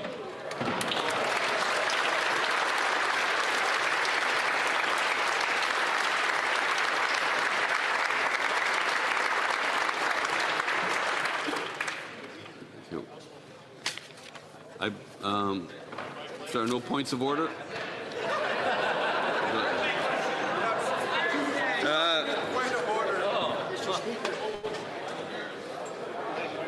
Where? Oh, it's a Thursday question. Okay. The Chief Opposition Whip has a question for the... There's no sound? The Chief... Est-ce qu'il y a de l'interprétation? Can you hear the interpretation? Pas de son? No sound? Yeah. You can give them... À qui, monsieur?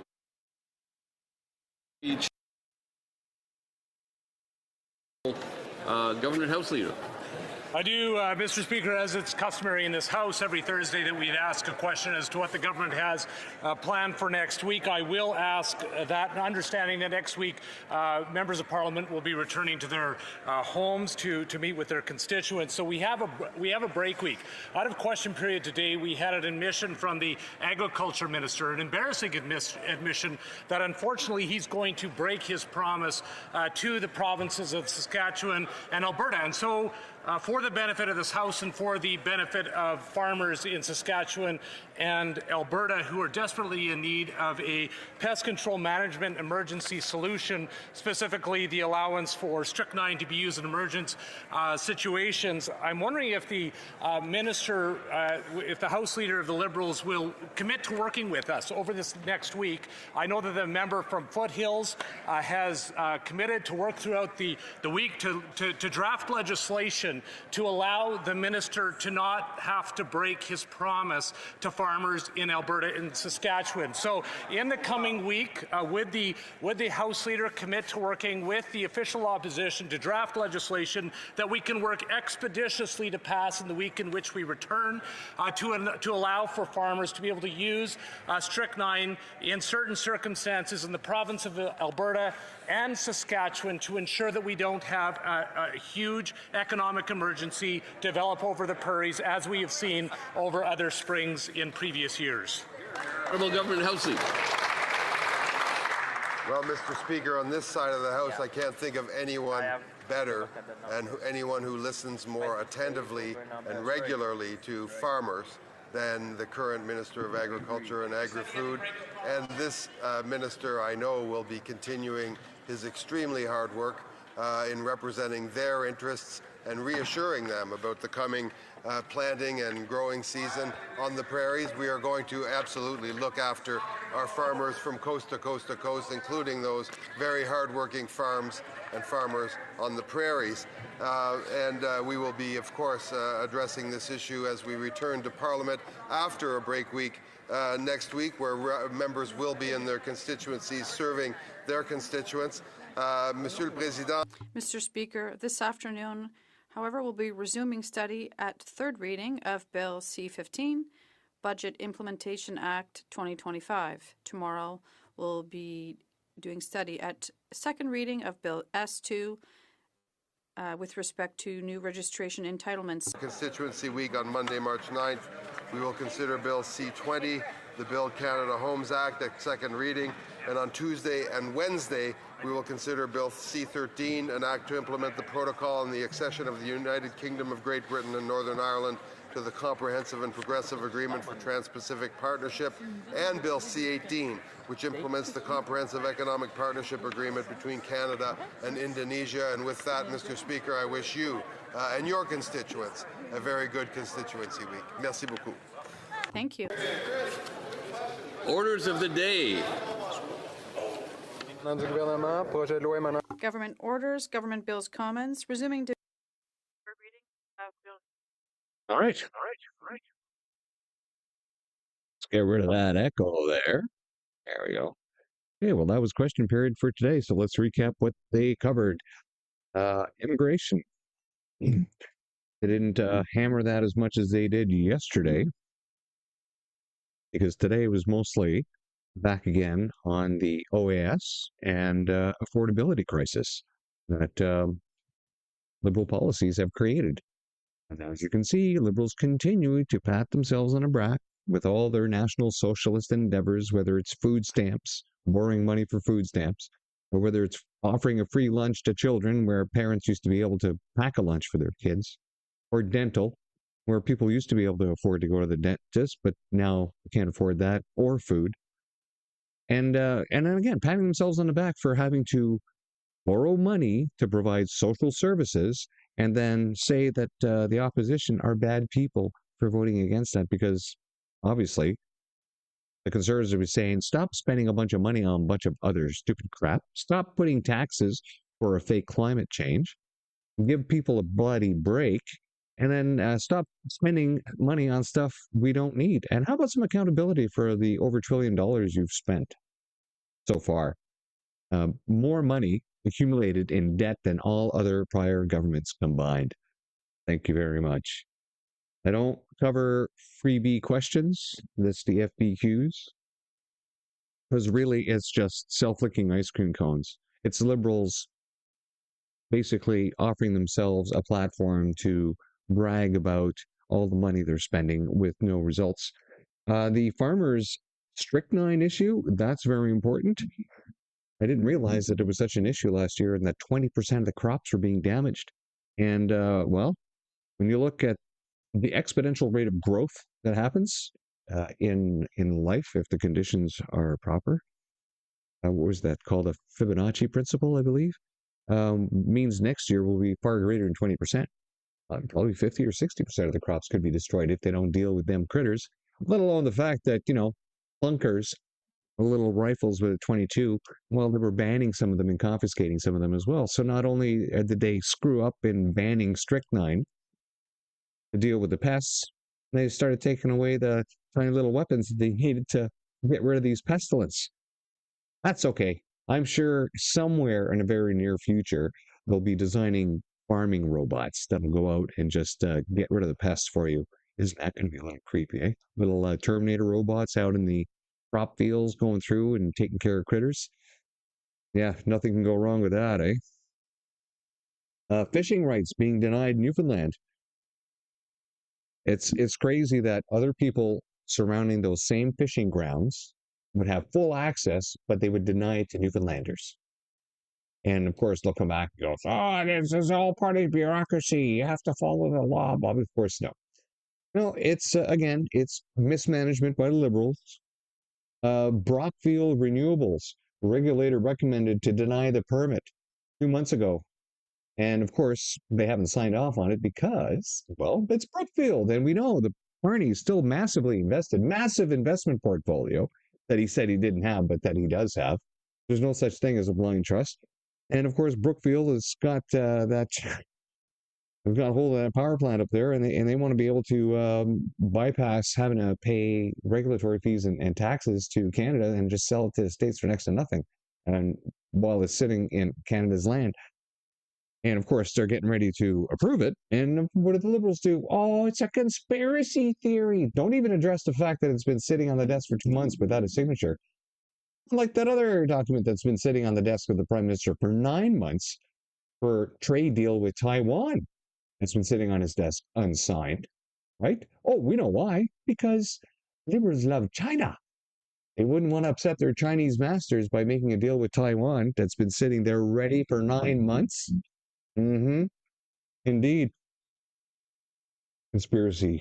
My ass. So, build Canada homes and housing. It's just ridiculous, that whole part itself. Now, 600,000 per unit is the cost of what they're talking about here. I didn't get to that tab before the show. Do I have it here?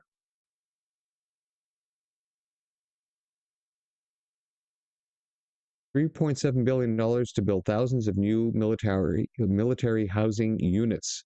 That's $600,000 per unit. $600,000 per unit. Now, if you've ever spent any time in base housing, and I have, right? I had an apartment for a bit, had a PMQ, primary quarter, for about 8 months, I think, where I was able to buy a house and move into that. Something that nobody on a Canadian Armed Forces pension these days could afford to do as a corporal or master corporal. There's no bloody way you could afford to buy a house.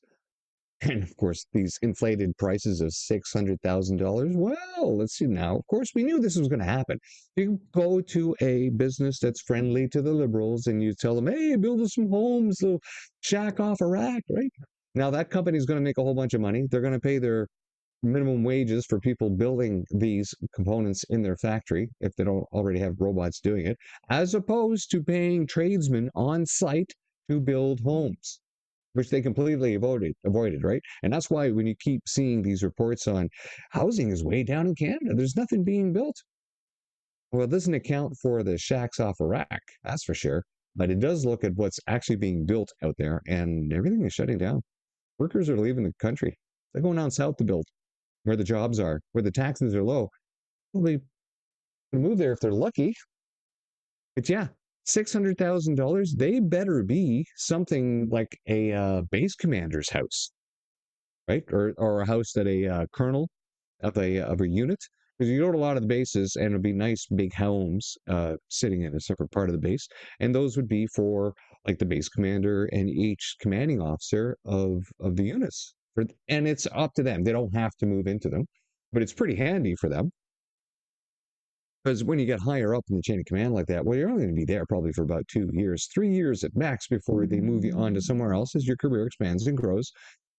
And then, of course, for them, if you're a good commander, you never know. You might be holding some events even at your own house where you can invite your peers or your immediate subordinates to have some meetings. And sometimes they've even had base commander, or sorry, squadron commanders hold a get-together for the entire squadron at their house, right? And that's easy to do on the base. And it was good back then for morale as well. Something else the Liberals have no clue about. They don't understand morale. They only understand totalitarian control and authoritarianism. And of course, the last thing was Bill C-15, the Mirabel expansion. Now, if you're not familiar with what happened when Mirabel was put in Montreal as a federal airport, they never consulted the locals. They pretended to consult the locals, and they went in and expropriated land. And I guess the way the abusive process was done, people were not happy. A lot of people were really upset. They've been permanently traumatized by it. And this has never been resolved and never addressed. And this was brought up ahead of time. It's been brought up in committee over it. And they've been asking questions about this. And they're very coy. And they're like, well, there'll be consultations given to their own consultants, right? So you'll have somebody that may show up on somebody's property, goes, yeah, we're going to be buying your house because they're going to put through a high-speed rail line here, or farm, or whatever. And you're going to be like, pardon? So even if they go to their MP, even if all the homeowners in the areas went to their MP, the MP couldn't do nothing because it's a consultant that the Liberals have picked to do this, to pretend to listen to the people while they ram through this construction project that's being given to SNC Lavalin.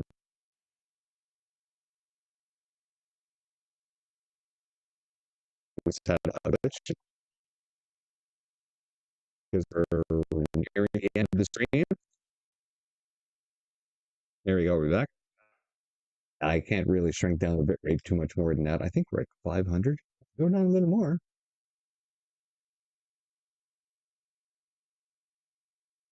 So with the expropriation around Mirabel, a lot of people still suffered a lot of trauma. They never addressed it. So now with the new corridor that they want to build, and of course this is being done through SNC Lavalin. Yes, that's right. The same people that were part of so much corruption in the past, well, they changed their name to a new company. Who can keep track of us? It's all the same people. And yeah, they'll be taking a lot of billions of dollars, I'm sure, and there'll be billions of dollars in cost overruns, and you won't see anything actually going into the ground for probably until after the next election, if it even still happens. Because guess what? They've been talking about high-speed rail between Toronto and Montreal for decades. And really, how many people use the train? And it's the same thing. They have these big plans that they have.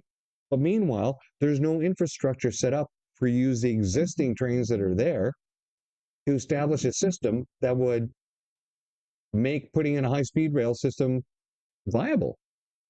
I mean, if they ran a regular train all the way through the corridor with a bunch of stops, and with the milk run and a speed train that people could easily get into, to passenger rail between Montreal, Ottawa, and Toronto, but it doesn't happen. Even here, just down the road from Toronto in Quinte West, which is Trenton base, just down the road, you don't have regular stops here. Of course, there's no jobs anymore, but back then, you could have gotten on a train here in the morning, rode down to Toronto to work, and then take a train back. But the GO train doesn't go that far. It doesn't get into other trains to bring people back further up here. They never even did that part. If they even expanded and worked on that part, it might even made high-speed rail through that same corridor viable, because it would have had a lot more people using the train. But how many people take the train these days? I just, oh, well, it'll be better than flying. Yeah, whatever. Every promise, every budgetary aspect of the Liberals that they have put forth has been bogus. It's always been blown through. And when they asked the finance minister in committee just to provide straight, simple, forward answers, they also refuse. There are no fiscal anchors. There are no answers for the billions of dollars that they plan on spending and borrowing to spend. They keep saying that it'll all be paid off down the road when they'll never be in government anymore. And who's going to hold them accountable? I don't know. But I've never seen it this bad in Canada. And talking about the $2.6 trillion debt that households are holding right now. And I see it coming. The banks are going to raise their interest rates. It's inevitable. They had to do the same thing in the 80s because of the massive spending done by Liberals in creating this massive debt. They had to do something to fix the inflation. The only way to do that, they increase investment in the country by getting people to invest money in the banks. So they raise their interest rates. Now, of course, people were trying to buy houses, and all of a sudden, they had mortgage payments that they couldn't afford. A lot like what's happening now, except get ready, folks. It's going to be an even higher spike. So I hope that if you were in for a mortgage renewal, that you locked her in for as long as you can, because that's what my crystal ball is telling me. I just got this gut feeling. I mean, I'm not into finances, but when you look at the market indicators, you know what they say about history? It doesn't repeat, but it rhymes. Thank you all for coming out. We'll see you tomorrow. We're back tomorrow morning at 9 a.m. with Blazing Cat for Fridays as opposed to Second Breakfast. And then we'll be back at 10:30 where the House sits earlier for question period on Fridays. And then, like the House Leader said, the week after is a break. So there'll be some videos coming out here and there for a lot of the stuff that's been recorded here in the House. All right. Like, share, subscribe. Thanks for coming out. Talk to you later. Bye-bye. They just put up a third failed immigration minister to answer for the question. This is actually a really serious issue. And they can talk down members of this House. They can call them bad people all they want. But Canada's immigration consensus is crumbling. If the Conservatives want the truth, we'll tell them the truth. Yesterday from the Prime Minister really freaked these Conservatives out because they saw the ambition in that speech. And not only did they see it in that speech today, as the Prime Minister stood with the Premier investing in new nuclear to ensure the jobs of today and the future, they know that the youth... The only thing that's revolting are those answers. Speaker, we will take no lessons from these Conservatives. Trust me on that. The Minister didn't write the Prime Minister's speech yesterday because it wouldn't have bored and depressed to tears. It's really hard to follow, isn't it, Mr. Speaker? All of those poor students stuck in that room. There he spoke about how they would have to sacrifice more and that it would take time to reverse all of the misery that has built up over the last 10 years. Mr. Speaker, young people want to have homes. They want to have jobs. They want to have hope. They want a budget that is affordable so they can have a life that is affordable. Will the Prime Minister introduce that budget so that Canadians can restore the promise of their country? And we decide what comes next. Know that this government has their back and we will continue to do it. There's going to be a powerful statement for the young people of Canada. Deficits are driving inflation. The more Liberals spend, the more it costs Canadians at the grocery store. 25% of Canadians are using food banks because they can't afford to eat. So when will the Prime Minister finally get his inflationary deficits under control so Canadians can put food on the table? Mr. Speaker, Conservative members pretend to care about food insecurity, but then they call feeding children garbage. Mr. Speaker, what's garbage was that answer? Did the Prime Minister see the ad before it went out? Of course there are too many people living in poverty in Canada, but there are significant initiatives being put in place by this government. Being serious means being honest. Mr. Speaker, the grand reveal has been made. Canada's economy is in fact growing, Mr. Speaker.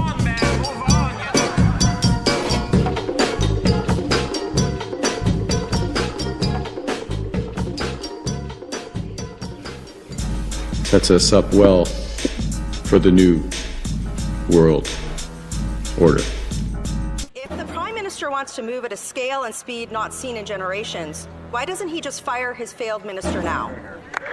Speaker, on my record and work on immigration, the record speaks for itself. Her record sure does speak for itself. In fact, 10 Liberal members of Parliament had comments on her record today. They were quoted in a CBC article saying what millions of Canadians already know, that she is a bad minister. Under a Conservative government, Canada's immigration system functioned well. It was fair. The progress that we have made in the partnership sets us up well for the new world order.